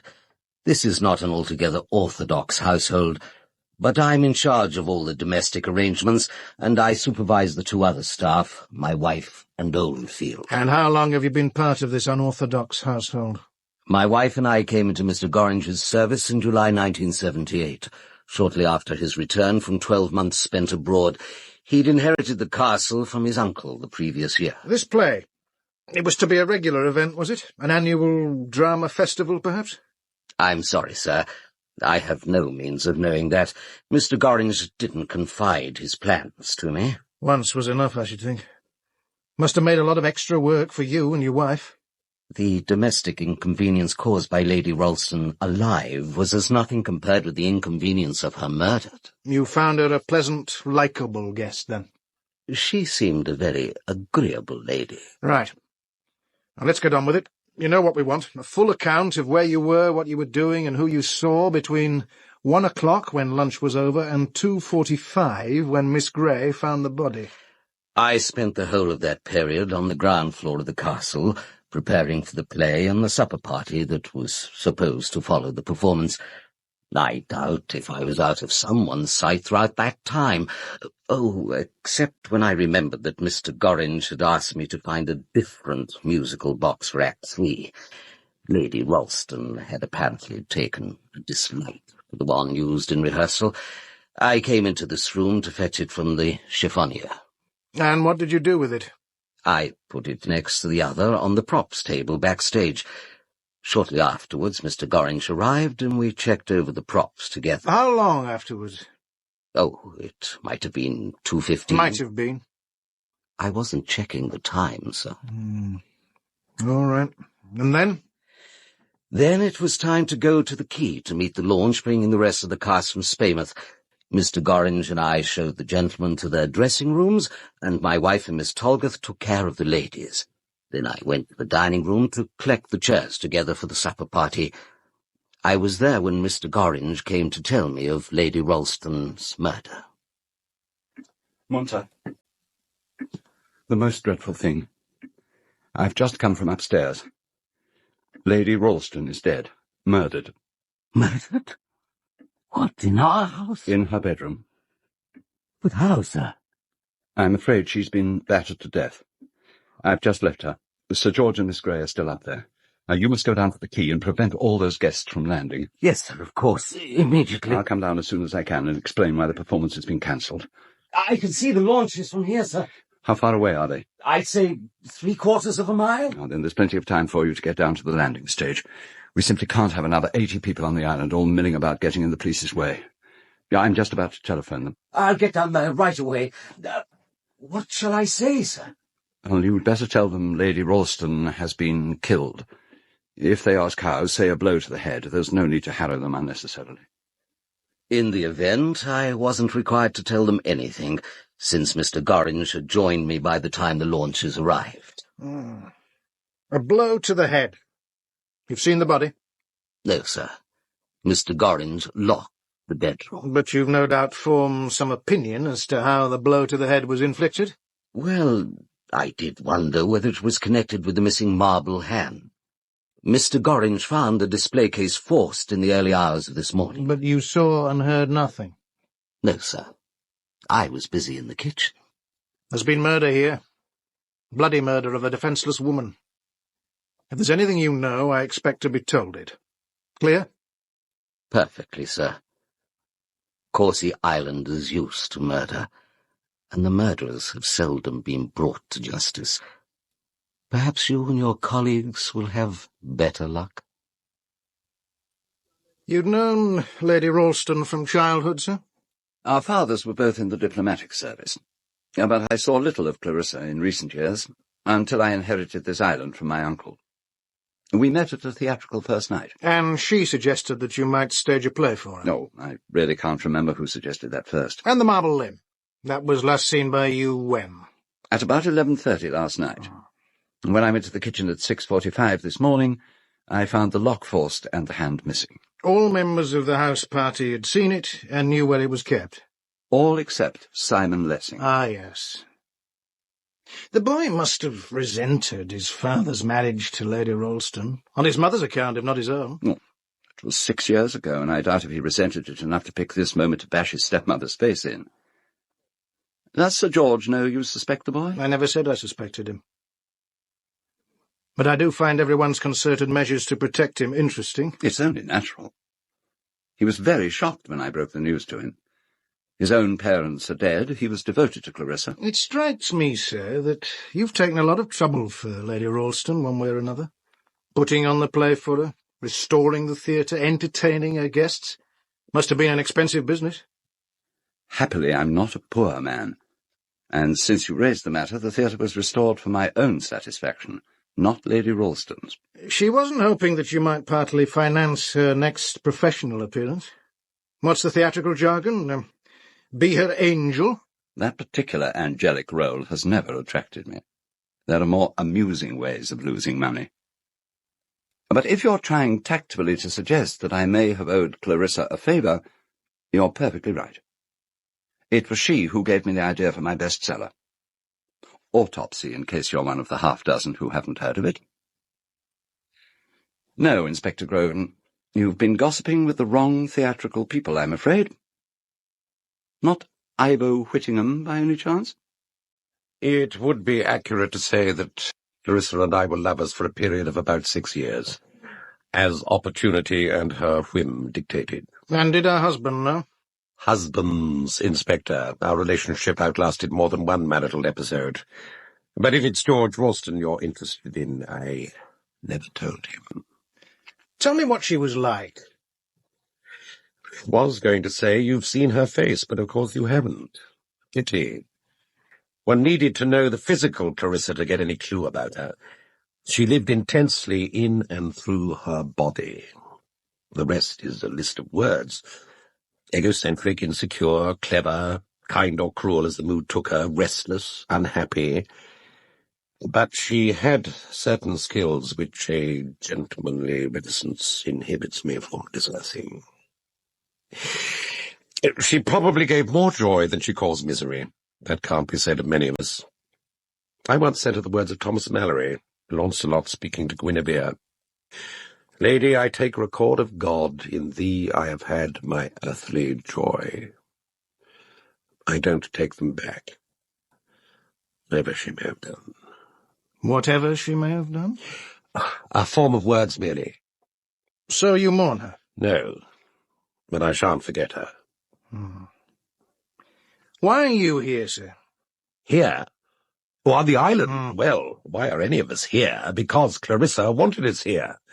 I, at least, was commissioned by one of the Sunday papers to do a piece on the island and the theatre, but as for the others, the boy, for instance, Simon Lessing, he didn't seem to have a notion as to why he was invited. I think Clarissa might have wanted to show me off. My piano playing, I mean. She liked to impress people. Are you happy living with Sir George and his wife? Very, sir. When I'm with them. Mostly I'm at school. It's term time now, isn't it? Yes. I had to have special leave to come to the island. And how did this special relationship with Lady Ralston come about? It was after my mother died. I went to live with my uncle and his family, and that's where Clarissa came to see me in the summer of 1978, and agreed to take care of me. I wasn't adopted. Clarissa became a sort of foster mother, I suppose. She took over the whole responsibility for bringing me up. And you welcome that arrangement? Very much, sir. I wasn't very happy living with my uncle and aunt. Right then. Suppose you tell us exactly what you did between 1 and 2:45 today. Well, I wanted to go for a swim before the play. So, after lunch, I went up to change. I put my swimming trunks on under my jeans. Clarissa had warned me not to swim too soon after the meal, so I went for a walk on the beach first for a bit. What time did you actually go into the water? Oh, just about 2 o'clock, I suppose. I swam for about half an hour. I came out, dried, and got dressed. I was on my way back to the castle when Mr. Gorringe saw me and came down. He told me about Clarissa. What can you tell us about the arm of the dead princess? Do you mean in the church? Well, there were skulls in the crypt, but... A marble limb. Someone took it from Mr. Gorringe's display case outside this door. I don't think I've seen it, sir. I'm sorry. Oh, of course the woodcut's mine. I brought it to Corsi because I thought Ambrose Gorringe would be interested in it. I thought it might be valuable. I hope you're not suggesting that I sent it to Clarissa, or that I'm in any way involved in those other messages. I'm making no such suggestion, Miss Lisle. Good. Perhaps, though, you'd be kind enough to tell me what you did this afternoon. Very well. I went to see Clarissa in her room just before she took her rest. Why, exactly? Why? To wish her good luck for the performance, of course. Why else? I thought you had lunch with her. So I did. Well, why didn't you do it then? I forgot. I realized as soon as she'd gone upstairs. I had to wish her good luck. I see. And you left her when exactly? Oh, at 1:05. And then what? Then I went to the library. I stayed there till 2:30. And then I went up to my room to change. Was anyone with you in the library? No one. I was alone all the time. Oh, except that Miss Gray put her head round the door at about 1:20. What were you doing there? What does one usually do in a library, Inspector? I was reading. All the time? It is possible, even in this day and age, to sit and read for 90 minutes, Inspector. But if you must know, I was also waiting for a private business call from my partner. And before you ask, no, it did not come through. So, you sat by the telephone and read. Is that all? For a few minutes I wrote a letter. I see. Do you have the letter? I decided not to send it. I tore it up. A letter, Sergeant. The torn-up fragments of a letter. Did you find them in the wastepaper basket? No, sir. Nothing like that. No letter, Miss Lisle. Of course not. I didn't put the pieces in the waste paper basket. No? What did you do with them? I took them with me to my room and flushed them down the lavatory. Really? Yes, really. Why not? And you went up to your room when, exactly? At 2:30. Wasn't that leaving it a little late to change for the performance, Miss Lisle? Yes, well, I decided to give the play a miss, actually. There's nothing so surprising in that, Inspector. I'd seen quite enough of Clarissa's histrionics. I simply preferred to take a walk, that's all. What did you make of all that, Sergeant? Would you care to propound a theory to explain all those intriguing eccentricities of behaviour? Well, let's say she was expecting a telephone call from her lover. When it didn't come, she decided to write to him. Then she thought better of it and tore up the letter. She collected the bits from the waste paper basket because she didn't want us piecing them together and reading her private correspondence. Ingenious, Sergeant. But you see where it leaves us. At the time she tells us she took those scraps upstairs, she couldn't have known the police would be here to poke their noses into her private correspondence, not unless she also knew by then that her cousin was dead. Well, let's not read too much into it, Sergeant. It might have been the servant she was protecting herself from, not us. I suppose so, sir. And Miss Roma Lisle's story is not the only unconvincing one. Consider the curious reticence of the lady's maid. Sounds like the chapter heading for one of those snobbish 30s thrillers, doesn't it? You question the lady, Sergeant. She may prefer youth to experience. Give her a treat. Of course I knew about the threats. Who do you think was sending them, Miss Tolgar? I don't know. You know all Miss Lisle's friends. Haven't you any idea who it might have been? It isn't for me to make guesses. No, Miss Tolgar, quite right. Now, what about this afternoon? What did you do after lunch? The normal, before a performance. Which was? Miss Lisle always rests for a couple of hours. She has a tray of China tea made with lemon. I prepared that in the kitchen and took it up to her. Was anyone with her? Sir George. And then? Then I tidied up the bathroom and prepared a bath. I see. When I went back into the bedroom, Miss Gray was there. She went into her own room to change, and while she was there, Sir George left. I went shortly afterwards. I came back at 2:45. I was worried in case Miss Gray hadn't called her. Were you happy working for Lady Ralston? My mother had been her nurse. You liked each other? We're used to each other.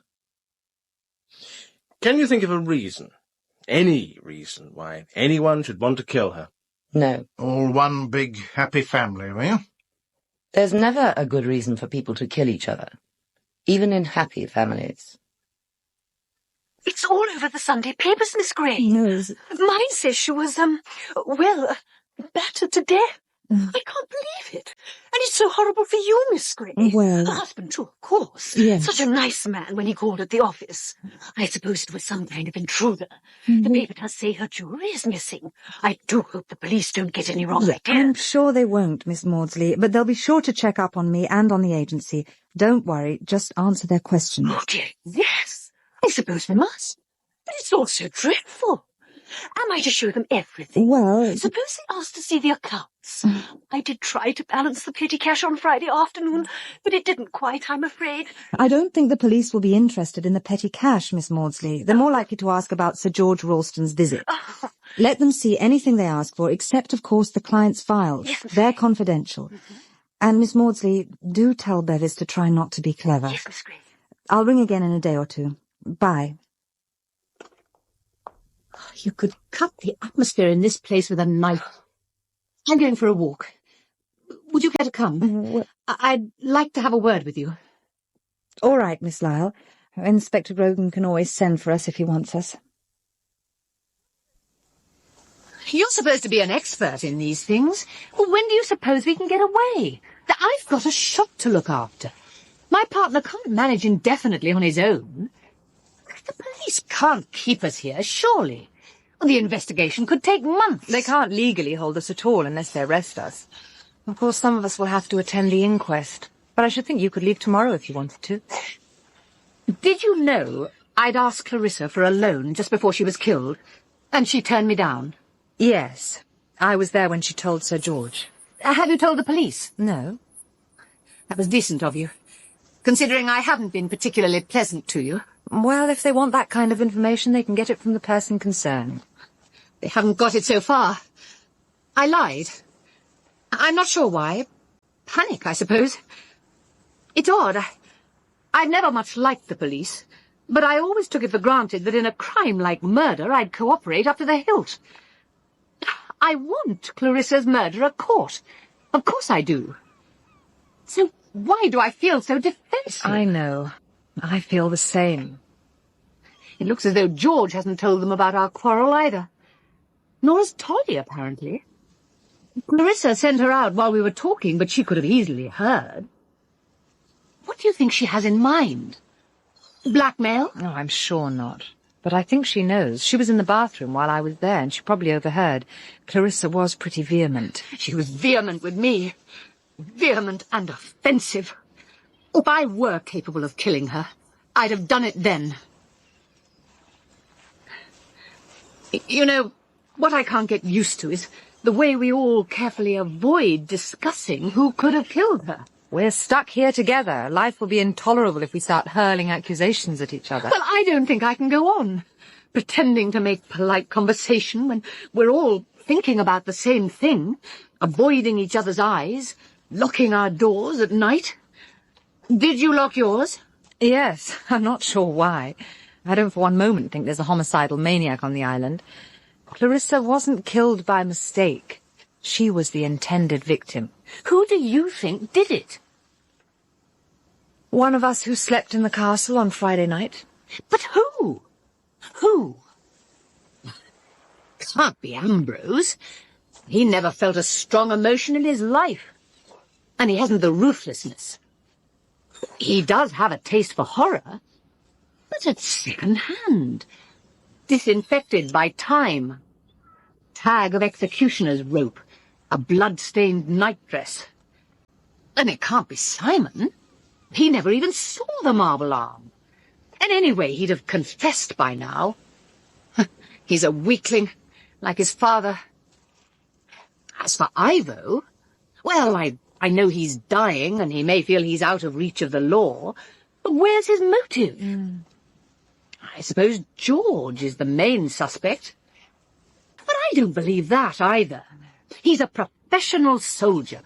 He wouldn't kill in that way, and certainly not a woman. Could be the Munters, I suppose. Or even Tolly, but I can't think why. That leaves you and me. It wasn't me. And if it's any comfort to you, I don't think it was you, either. Thank you. Tell me about Clarissa. You spent a lot of your holidays with her as a child, didn't you? Oh, God, those awful Augusts. Clarissa's mother wanted her to have young company, and my parents were glad to have me fed and boarded free. We got on quite well then, oddly enough.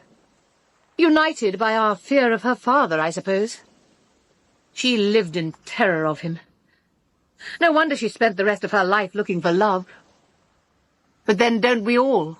I thought she adored her father, that he was an overindulgent, devoted papa. Is that what she told you? How typical of Clarissa. He was a brute. Not physically, but that might have been more endurable than cold sarcasm and contempt. He didn't really like women. And Clarissa wasn't even pretty as a child. I was told something about her, something she'd done, and I thought she was a monster. But perhaps no one is. Not entirely. Not when you know something about them. She was a monster. But when I think of Uncle Roderick, I can understand why. Look, There's Grogan. You can see us from up there. Oh, yes. Hadn't we better be getting back? He'll suspect us of conspiracy. Isn't that my window? What's he doing in your room? Telling that young Bobby what to do, I suppose. They're reconstructing the crime, or what they think happened to Clarissa's jewel box. Look, he's climbing down the fire escape with a box in his hands. Why? There you are. He's throwing it as far out to sea as he can, and there's a diver there in that rowing boat. So they think it was a robbery, and the empty jewel box was thrown into the sea. Exactly. But my guess is that they'll find it still contains Clarissa's jewels. And for someone on the island, that would be very bad news indeed. All right. So now we know from the autopsy that Lady Ralston was killed by a blow from a blunt instrument. The subsequent damage was done maybe 10 minutes later after death. So we have a murderer who sits and waits while she dies and then... what? Decides he didn't much like her and gives her a bit more. He could have spent the time searching for something and been enraged when he didn't find it. Searching for what? There's no sign of a search. If he was looking for something, he knew what he was about. My guess is that he found it. I wonder what Mrs. Beeton would reject as the most inappropriate meal for this kind of occasion. A borscht followed by steak tartare. Don't you care at all? I don't like to think that she suffered or was in terror even for a moment. But if you mean, do I care she's no longer alive, then no, I don't really care. We'll have to serve ourselves, I'm afraid. I told Mrs. Munter to take the evening off and get some rest. Munter hasn't shown himself since lunch. If the police want to interview him again tomorrow, they'll be unlucky. Drunk, is he? I thought he might take to the bottle. Yes. I'm afraid this sort of thing does happen from time to time. It usually lasts 3 days. I suppose it's his release from intolerable boredom. This island isn't really congenial to him. He has an almost pathological dislike of water. Where's Roma? Oh, she says she has a headache. She took sandwiches to her room. I was rather wondering about Munter. Oh, my dear Cordelia, in what connection? I was wondering whether he might have found a way of augmenting his income. Perhaps a little smuggling on the side. Oh? The Devil's Kettle would be a useful unloading point. I noticed he keeps the trapdoor bolts very well oiled. Oh, what a little detective you are, to be sure. And on Friday night I saw a light flashing out to sea. I wondered if it were acknowledging a signal. Well, Coursey is traditionally a smuggler's haven, and most sailors in these parts do a little amateur smuggling. Oh, it wouldn't amount to much, a few casks of brandy, perhaps. Not that Munter is a sailor. He can't even swim. What? God, there's someone in the garden. He wants to get in. He's trying to get in. Dear heaven, it's Munter. He's gone berserk. You're drunk, man. Murderer! Go to bed and sleep it off. Murderer! I'm so sorry, George. Of course he's not responsible. Now, come on, Munter. Come on, you're a bit past it tonight. Let me help you upstairs. Give me a hand, Simon. Yes, of course. Poor boy. God, she was a bitch. What? Now, come along, old fellow. Come on. I'm so sorry, everybody. I've never known Munter behave in quite such a spectacular way before. Can't imagine what's got into him. Extraordinary fellow. Knew a chap at Sandhurst drank like that. Well, what happened to him? Fell into his own swimming pool and drowned. Drunk at the time, of course. Sir George! Sir George, are you there? What is it? What's happened? There's been an accident, or worse. Worse? What's all the noise about? It's a fire! Sir George! Cordelia, what's up? Are we all here? Oh, where's Simon? I'm here. Oh, that's all of us accounted for, then. Listen, everybody. I think... What? What is it? Well, I could see the pool's just below my window. There's someone in it. In it? You mean not swimming? Not swimming. Just down there, just below the surface, amongst the leaves. Below the... Oh, well, someone had better... Simon, will you? Yes, I'll go. I'll go in and see. There won't be a minute. Come on, let's get down there.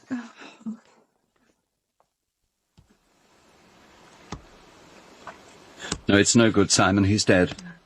He's probably been in the water for hours. There's no point. Oh, my God.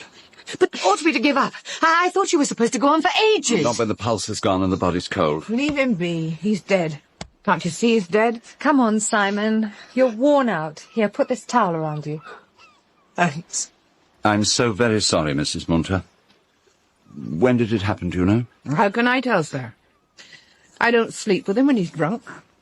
No, of course not. But you must have heard him go out. He left his room just before 3:30. Well, we'd better get him indoors. Yes, but what we can move him? Isn't it usual to leave the body till the police arrive? But that's only in a case of murder. This is an accident. He was drunk and he fell in and was drowned. It's perfectly obvious. I don't think it matters if we move him. It isn't as if we found him like this. Oh, I almost forgot. There's some kind of box down there wedged among the underwater plants. I felt it when I released the body. Should I bring it up? The jewel box! No, I don't think so. It felt larger, and I'm pretty sure it was smooth. He must have dropped it as he fell. Do you mind going down a second time? I'm all right now. I won't be long. I'll soon get it. Can't we at least cover him up? Of course. Could you fetch something from the house? Why, Cordelia? She's not your servant. Munter was. And you can't even bring yourself to say you're sorry he's dead. You didn't care about Clarissa, and you don't care about him. Nothing touches you. And who are you, for God's sake? Your grandfather made his money out of liver pills and gripe water. If it's of any interest to you, I would rather see all of you, with one possible exception, dead at the bottom of my pool than lose Karl Munter. It was caught under the netting. Here. Thanks. Now take it. Here, help yourself up. Oh, thank you. Good Lord. I last saw this with the other musical box on the props table. He must have been taking it back to the tower room. But why in the middle of the night? Well, that's no reason. I mean, he was drunk. How about the other box? And that was kept in the business room. But unless Munter returned it, I suppose it's still backstage. Better get dressed, boy. You're shivering. Yes. Yes, I will. I won't be long. That boy has more talents than I gave him credit for. And how, incidentally, did he know what Clarissa's jewel box was like? I thought you only gave it to her, Ambrose, when she arrived on Friday morning. I suppose, like you and me, he's been to her room and been shown it. Oh, I realised that. I was just wondering when exactly. Why not leave all that to Grogan? One amateur detective in the house is enough, surely. I'll go and telephone the police. And I'll get back to bed. And after I've had my stint with Grogan, I'll relieve you of my presence here. Death is becoming rather infectious in your paradise. Well, I suppose we may as well go and see if the second musical box is back in the business room where it's usually kept. Good idea. And by heaven it is. What's going on? The second musical box, it's back in the chiffonier. That's odd. So he did return it. Probably couldn't rest until he'd started putting things to rights. Except that he's changed them around. This one belongs in the tower room. How could you possibly know that? Because I saw it there on Friday afternoon while Clarissa was rehearsing. I went to explore the tower and found the room. I couldn't be mistaken. Well, they look very alike. But they play different tunes. I opened the box in the tower room, this box. It played Greensleeves. The one at the rehearsal played the Scottish melodies that Lady Ralston objected to so much. So Munter went up to the tower and fetched this one for the performance. And that was yesterday afternoon. And that means that somewhere around the time of the murder he was within a few feet of Clarissa's door. He could have seen someone entering or leaving. He could have gone into her room himself. And that's why he was obsessive about returning the boxes, each to the room he said he'd taken it from. He lied to the police. But they'd only have our word for it. And it's very convenient for us, isn't it? A dead suspect. The butler did it. Even in fiction, that's usually regarded as unsatisfactory these days. I think I can hear the police launches. Then I'll go down to the quay and meet them. I'll come with you. I'm curious to see Grogan's reaction to this second misadventure. Sir George, when we were standing round Munter's body, you recognised that drowned face, didn't you? What do you mean? You'd never seen Munter like that before, with his face upturned.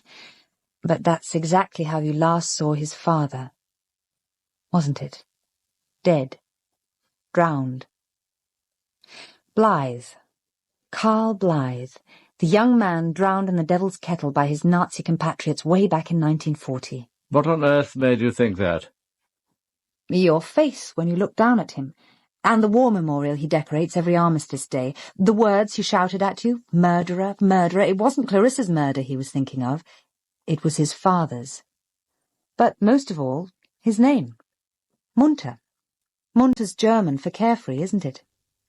Carefree. Blythe. I didn't deliberately let them kill him. You don't have to explain to me. It's not my business. You were a young officer at the time. You can't have been in command here. No, but I was on duty that night. I should have discovered that something was up, but I hated Blythe so much I couldn't trust myself to go near him. He had made my childhood hell at school. That's one thing you can't forget and never forgive. Mm. So I shut my eyes. You could call it dereliction of duty. And Munter must have grown up believing the army had murdered his father. I wonder why he took a job on this island. Curiosity? He couldn't have expected you to turn up. He might have hoped for it. He took the job in the summer of 1978. That's the year I married Clarissa. She's known Ambrose nearly all her life. They're both pretty much in the public eye, and I'm not exactly an entity.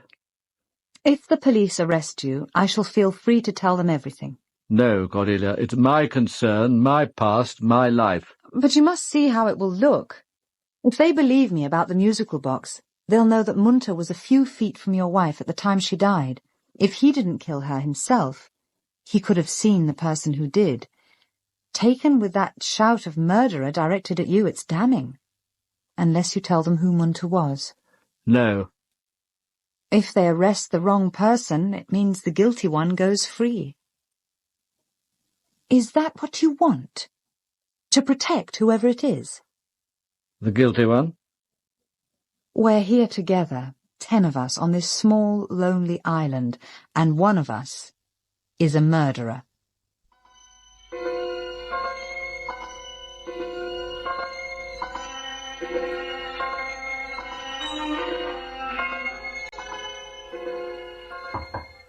Come in. Do you mind if I talk to you? There are things I must ask you. Please, sit down. I want you to tell me how Clarissa looked when you found her. I keep lying awake and imagining. Didn't the police tell you, or Sir George? No. I asked Ambrose, but he wouldn't say. I'm afraid her face was completely destroyed. Could you recognize her at all? No. The police asked if I knew anything about a marble arm. Does that mean they think it was the weapon? Yes. It was in the display cabinet, along with a pair of handcuffs. The marble arm was found by the bed. It looked as though it had been used. Thank you. That's what I wanted to know. You didn't mention your visit to the tower when you were questioned yesterday? You didn't ask me. I didn't think it important at the time. Now those musical boxes have become significant. There's nothing else you didn't think important? I've answered all your questions as honestly as I can. That's not quite the same thing, is it, Miss Gray? Inspector, I'd like to go into Spaymouth this afternoon. I want to get off the island for a bit. Will that be all right? Of course. But don't forget you'll have to be in Spaymouth tomorrow at 2 for the inquest. It won't take long. We'll be asking for an adjournment. But you were the one who found Lady Ralston's body, and you were the last person to see her alive. The coroner will want you there. Mrs. Munter? Mrs. Munter, are you there? Come in, Miss Gray. I didn't mean to bother you. I just wanted to see that you were all right. And I'm going into Spaymouth shortly. Is there anything I can get you? Thank you, no. And I'll be with you in the boat, likely enough. I'm leaving, miss. I'm getting off the island. I know how you feel, but if you're frightened, I could share a room with you tonight. I'm not frightened. What's there to be frightened of? I'm leaving, that's all. I never liked being here, and now that he's gone, I don't have to stay. Mr. Gorringe can see to the funeral arrangements. It's no concern of mine. But you're his wife. I never was. He wasn't the marrying kind, and nor am I. I'll be leaving in the launch as soon as Oldfield is ready. What about tonight? Where will you stay? She'll be staying with me. Miss Tolgarth? I didn't see you. Mrs. Munter, I'd like a word with Miss Tolgarth in private. Do you think... You can use this room. I've a few things to collect from around the house. Thank you. Miss Tolgarth, you were with Clarissa when the first of the messages came during the run of Macbeth. Tell me what they looked like. You see, Miss Tolgarth, I think it was you who sent them, and I think she guessed. She knew the wrong she'd done you, but she couldn't do without you, so it was easier to pretend. And then, as she hoped, you had a change of heart. Something made you feel that what you were doing was wrong, so the messages stopped. They stopped until one of the small number of people who knew about them took over. But now they were different. They looked different, their purpose was different, and the outcome was very different. And terrible. I know I've no right to ask you, but just tell me what those first messages were like. They were written by hand, in capital letters on lined paper. Paper torn from a child's exercise book. And the messages? It was always the same message. A text from the Bible. Thank you. You've told me what I wanted to know. Miss Tolgarth, have you any idea who it was who took over? No. I concern myself with my own sins. Let others look to theirs. Miss Lisle! Miss Lisle! Thelma! Thelma! What happened? What is it, my dear? I'm sorry. Oh. That was a disgusting exhibition. Never mind. I'm glad it's you, if that's any comfort. I'd like to help. You can't. No one can. As you probably guessed, it's the usual commonplace, sordid little tragedy. What is it? I've been chucked. Oh, dear. See this letter? He wrote it on Friday night. Oh. We only saw each other on Thursday. He must have known then what he was going to do. When did this arrive? I just got it from Oldfield. He brought the post over in the launch. Go on, read it. Oh. If he hadn't the decency to tell you to your face, he isn't worth loving. What's worth to do with love? Oh, God, why couldn't he have waited? He wrote a day too soon. I told him I'd get the money. I told him. Now it's too late. He was the only man who's ever wanted me. I knew why, of course. You can only deceive yourself so far. His wife doesn't much enjoy sex, and I was always available. Oh, dear. All right, don't look like that. I don't expect you to understand. You can get love whenever you want it. That isn't true. Not of me, not of anyone. Isn't it? It was true of Clarissa. She only had to look at a man. One look. That's all it ever took. All my life I've watched her using those eyes. Oh. But she won't anymore. Never again. Never, never, never. Oh, dear. It's all right. It's all right. Now, look, I have to go now. Roma, will you be all right? Don't worry. I shan't do anything stupid. I can tell you what will happen to me. I'll take my share of Clarissa's money and buy myself a London flat. I'll find a part-time job and go on foreign holidays with a woman friend. We shan't much enjoy each other's company, but it'll be better than travelling alone. And every year I shall get a little more fussy about my comforts, a little more right-wing, a little more lonely, a little more dead.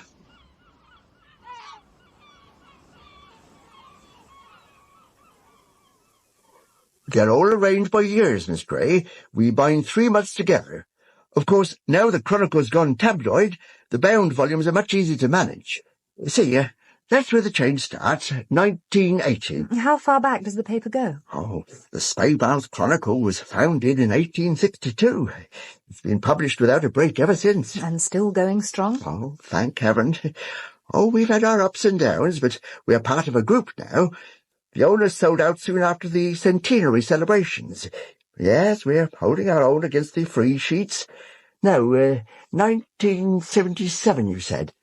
That's right, the 19th of July. It's the theatre review I want. Oh, wasn't that about the time of the Royal Jubilee? The Queen came down here, you know. What an excitement. Yes, that's the week's edition I want, Mr. Hasking. July, July, here we are. Yeah, we put out a bumper edition that week. Lots of pictures. I'm sure there was a theatre review. I haven't come across one. Quite sure. I've seen it. Well, I'll go back. Oh, good grief. Oh, good heavens. What is it? The page missing. Someone's got a page. Oh, you can't believe it. Look, page 8, page 11. Someone's actually mutilated our official archives. Oh, vandals. And that, Mr. Hasking, is the very page I wanted to see. Oh, surely you've got another copy somewhere. Oh, not here. We don't keep back numbers beyond 3 years. Haven't got the storage space. The chairman might have a complete set-up in London, but I don't know. We only bind one set down here. Oh, can't get over it. Is there anyone you know who might have a copy of that paper? It was a pretty special edition. Let me, Oh, I know. Miss Costello. Try her. She's kept press cuttings on the royal family for donkey's years. Oh, a wonderful collection. We sometimes use her material for background. She isn't likely to have missed the royal visit to Spaymouth. Costello? Lucy. Miss Lucy Costello. A dedicated monarchist. That's a somewhat old-fashioned creature these days, I suppose, though there are an awful lot of us. You know, I've kept a complete record of every royal occasion for years and years. And when I say royal, I don't mean just our own dear royal family. Yeah. Just look at these scrapbooks. They go back 50 years, you know. I began my collection just after Daddy died. That was way back in the 1930s, well before the war. It was something to do, you understand. Yeah. I'm 85 now. No. Yes, I am, really? my dear. And now it's my main interest. Oh, I do hope it hasn't become an obsession. I shouldn't like to think that I was obsessed. It's all arranged by years, you know. 1977, you said, didn't you? That's right. The week the dear Queen visited the town. Yes. What a day that was. Of course, the Spaymouth Chronicle gave the best coverage, so I took most of my cuttings from there. And here you are. Just... Now that looks like it. It's the right shape, at least. Miss Costello, may I beg a favour? Just to make quite certain, would you remove that cutting from the book so I can see what's on the back? It's very important. Of course, there's no difficulty with that. I only use ordinary stamp hinges to hold the cuttings in position. I can easily replace them. Just one moment. There we are. And on the back, Clarissa Lisle triumphs in Vatican revival. What you wanted to see? Yes, and no, it confirms that it's the right cutting, but this picture on the other side. Crowds waiting for the Queen. Now, what... I see. He was there. It's him. Could you recommend a firm of local solicitors? Well, I've heard Beswick, Turner and Harrison are considered reliable. But you'd be wise to hurry. Little activity goes on in Spaymouth after 5 o'clock. Oh. I need some legal advice, general legal advice. Do you offer that kind of service? Well, it isn't usual, and I'm not sure it's altogether wise. Solicitors are rather like doctors, you know. We can't really generalize. Each case is unique. But go ahead. You don't mind if I feed the tropical fish, do you? I want to know about tax avoidance.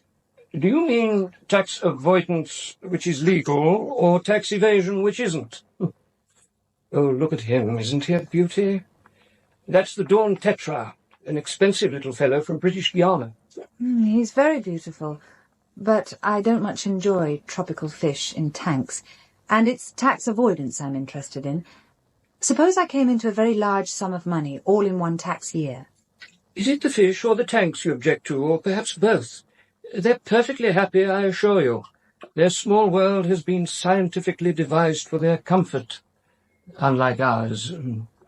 Now then, this large sum of money, you're not contemplating a bank raid, are you? I mean earned income. Money from a successful play or novel, for example.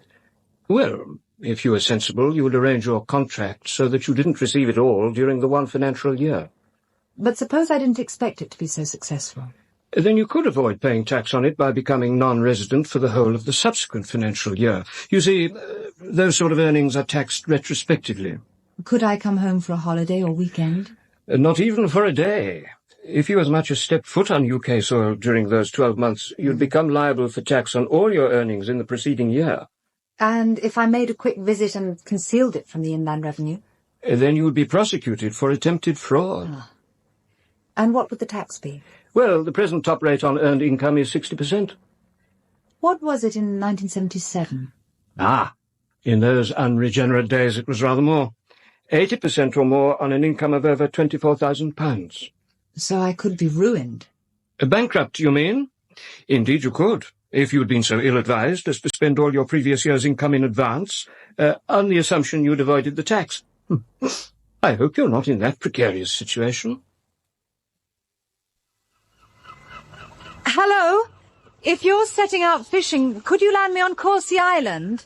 I'm staying there and the launch hasn't come back for me for some reason. It's terribly important that I get there. They say, a woman's been murdered there. Yes, that's right. Murdered woman.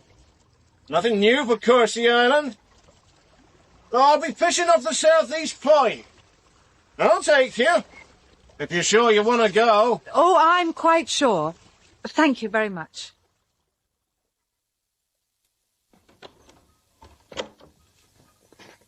Good evening, Cordelia.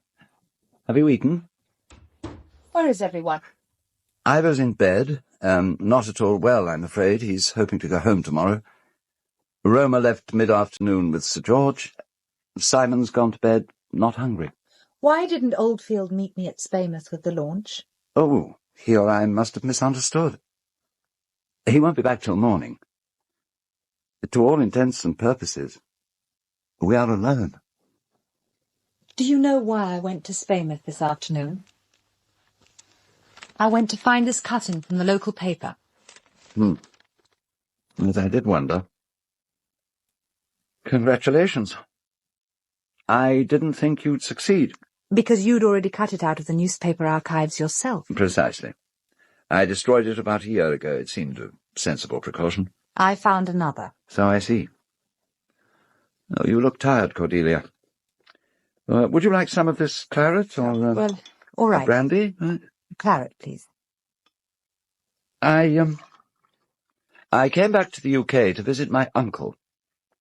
I was his heir, and he wanted to see me before he died. He was very ill.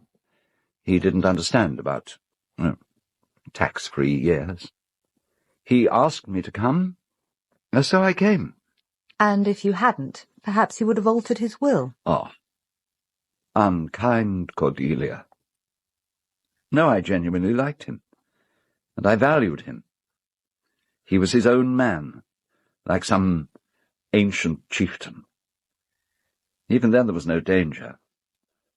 Then when he was clearly dying, he asked me to get him something he fancied. A last taste of blue Stilton. He could have asked his housekeeper, but he didn't. He asked me. So that's why you went to Spaymouth? That's why. If I hadn't done that simple act of filial kindness, Clarissa wouldn't have seen that press photograph, wouldn't have forced me into staging the Duchess of Malfi, would still be alive. Odd, isn't it? We live by chance and we die by chance.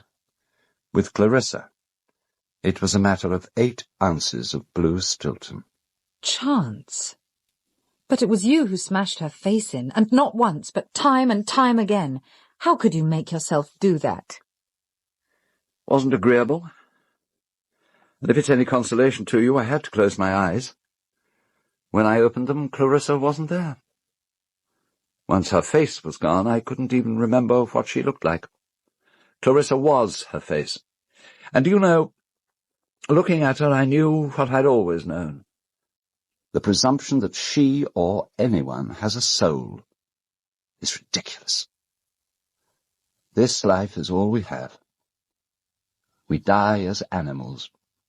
We go into the night without hope. Millions of people share that belief, yet they still live good, kindly, and useful lives. Because goodness, kindness, and usefulness are expedient. It's necessary for comfort to be at least a little light. When I was 16, first came to this island, I knew for the first time what I wanted of life. Not power, or success, or sex, with men or women. I wanted a place. This place. This view. This sea. This island. It's the only real passion I've ever known. And I wasn't going to let a nymphomaniac second-rate actress take it from me. And so you killed her. Oh, my dear Cordelia. Of course I didn't kill her. But do you really believe you're sitting here sipping Chateaumarque over the murderer? I congratulate you on your sang-froid.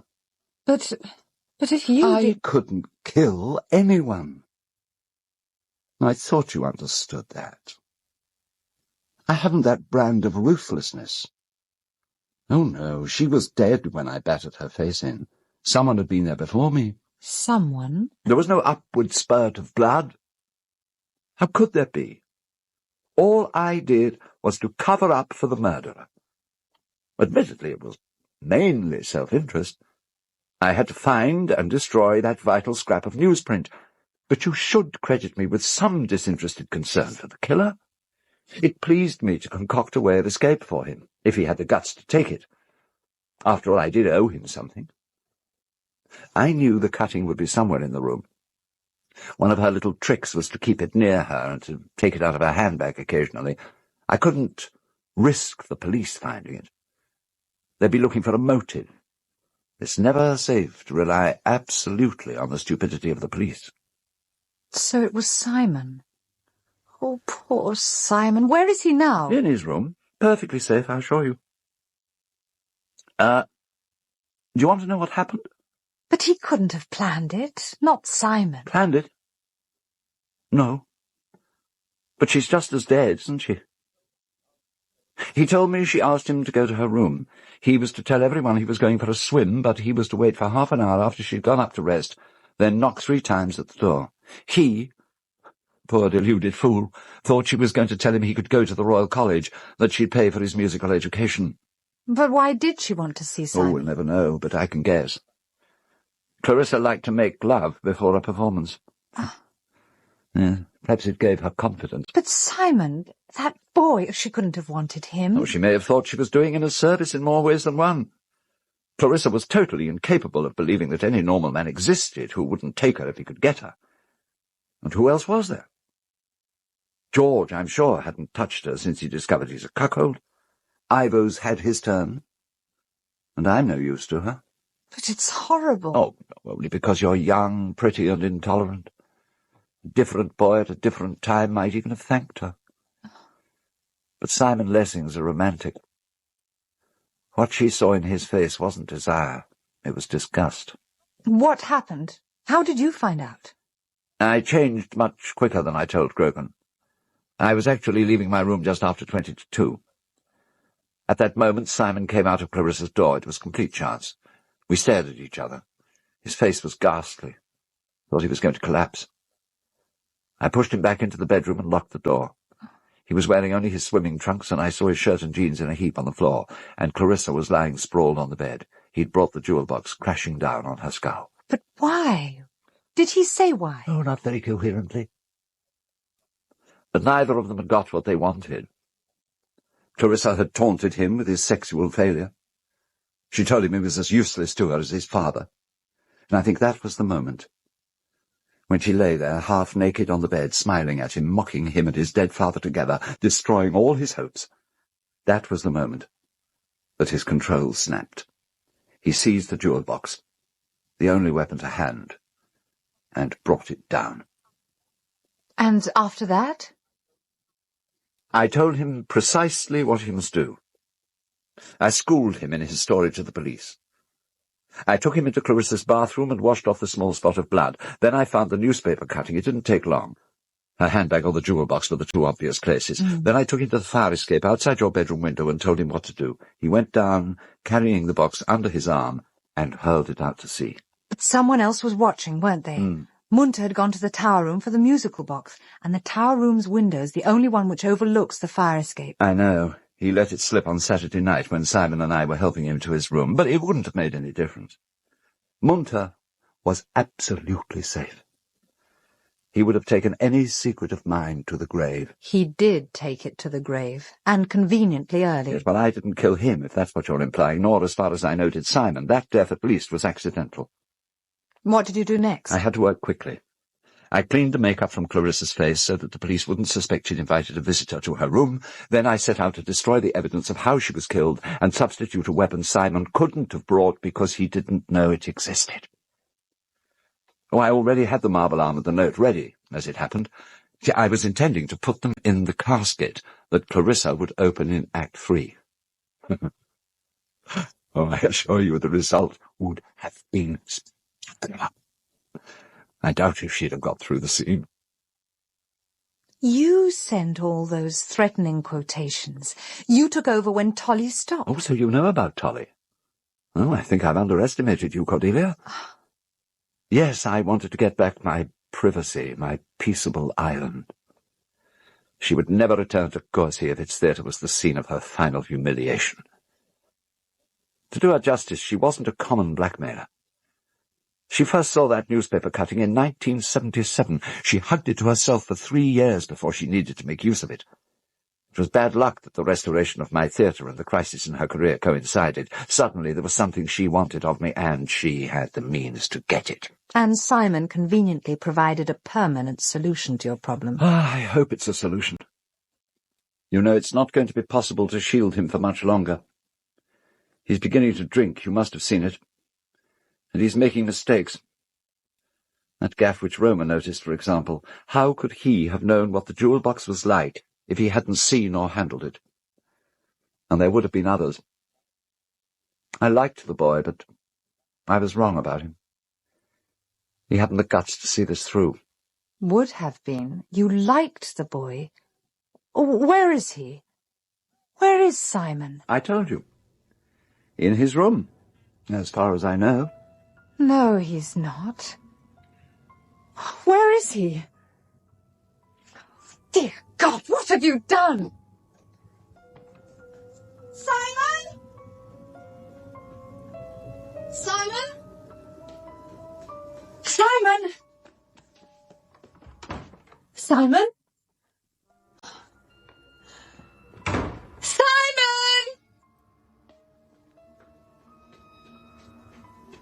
Simon? Simon! Simon!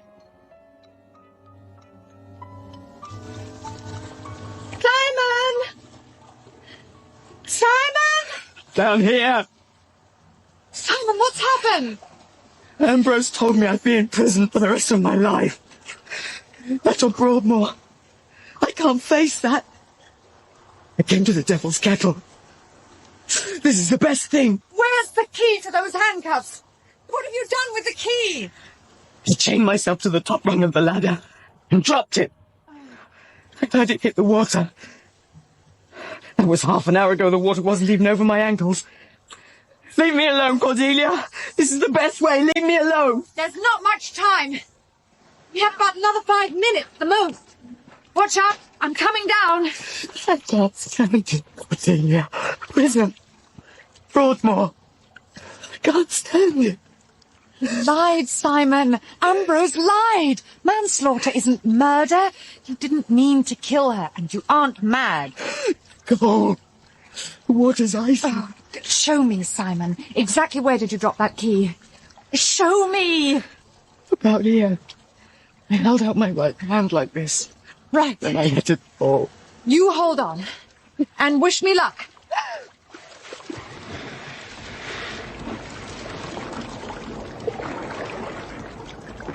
We go into the night, Cordelia.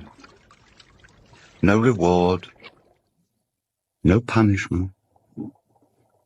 No afterlife. Nothing but darkness. And we go without hope. Got it. Keep your head high. Not worth it. I was there when Monta fell in. I could have saved him. I ran away. I pretended I hadn't seen. I'm not worth it, Cordelia. Don't think about that now. We've got to get you out of here. Now, if I can reach your hand... There. Now then. I'm so sorry, Cordelia. Oh, no. Oh, no. God, no. Open the trapdoor. Open it. This is it. We're done for, aren't we? Perhaps. There's still a chance. We can swim for it. Come on, Simon, while there's still air enough. Now you go first. I'll be behind you. Ready? Now!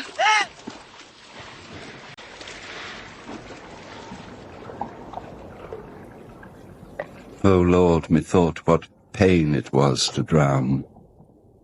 What dreadful noise of waters in mine ears. What ugly sights of death within mine eyes.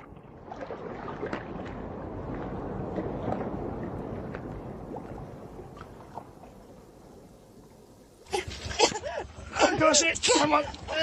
In you go. Oh, take it easy, girl. Oh, lucky for you, I was still here. You saved my life. Oh, saved you a bit of a swim, that's all. You'd have made it. There are two of us.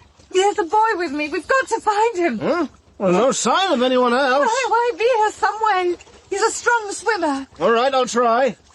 Well, you go into the cabin and get warm. Yes. Are you sure that the trapdoor was bolted? Did you try to lift it? At first, but I knew it was no good. I heard the bolt shoot home. You were frightened and cold. It might have fallen accidentally. It didn't. You understand the importance of what you're saying? Of course. We'll need to take you back there.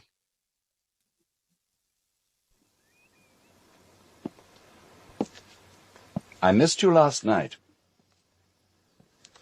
Police told me they found a hotel for you on the mainland. I hope it was comfortable. Comfortable enough. I can't remember much about it. You've, told them everything, of course? Of course. I can almost smell their exhilaration. The case very nearly wrapped up. At the moment, I imagine they're still testing the trapdoor, trying to decide whether it could have crashed down accidentally, whether you really could have heard the bolts shoot home. Now, after all, when they returned here last night, in a state, I might say, of some excitement, they found the trapdoor closed, but not bolted. And I don't think they'll get any identifiable prints from the bolts, do you? You killed Simon, and you tried to kill me. Me? My life counted for less than your comfort, your possessions, your private world. But it isn't true. No one tried to kill you, Cordelia. No one shot back those bolts. When you climbed down to Simon, you didn't prop it up completely. It fell. You were terrified, cold and exhausted. You hadn't the strength to shift it. And what about the motive? The photograph in the Chronicle? What photograph? Oh, don't tell me you haven't discovered that it's missing from your shoulder bag. The woman I borrowed it from will remember. She'll tell the police. And even if they manage to locate another copy, which is doubtful, what will one 10-year-old smudged newspaper photo prove? Simon Lessing is dead. He killed himself after killing Clarissa. He confessed that to me before he disappeared. He fractured her skull, and he beat her face to a pulp in his hatred and disgust. Last night, unable to face what he'd done, he tried to kill himself. Despite your heroic attempt to save him, he succeeded. That is my story, and nothing you choose to fabricate can disprove it. I won't yield an inch, now or later. I suppose if you opt out long enough from human concerns, from human life with all its messiness, you opt out also from human pity. Your visit to Coursey Island was not as happy as I would have hoped. I wish it could have been otherwise. I'm sorry, Cordelia. Truly sorry. Please forgive me. Oh, Miss Gray, I do hope it's all right calling you. I wondered when you'll be coming home. There's a new case. It's terribly urgent. A lost Siamese kitten. It belongs to a child just out of hospital. She's only had it a week. She's dreadfully distressed. And Mrs. Sutcliffe's just rung. Her Pekingese, Nanky Poo, is lost again. She wants someone to go round at once. Lock up and start looking for the kitten. Ring Mrs. Sutcliffe and tell her I'll call round this evening about Nanky Poo. I'm catching the afternoon train after the inquest. Bye. Back to your lost kittens, Miss Gray. A bit of a come-down. Oh, I don't know. Animals don't burden you with their psychological problems, nor surround themselves with possessions, nor scream with pain at the loss of love. They don't expect you to die for them, Chief Inspector, and they don't try to murder you. John Moffat, Ambrose, Norman Rodway, Whittingham, Richard Vernon, General Ralston, Patricia Garwood, Roma, Richard Pierce, Simon, Geoffrey Whitehead, Inspector Grogan, Avril Clark, Tolly, Richard Tate, Munter, Anna Cropper, Mrs. Munter, David Googe, Sergeant Buckley, Brian Miller, Beswick, John Warner, Hasking, Joan Matheson, Lucy Costello, and Marcia King, Miss Maudsley. The skull beneath the skin was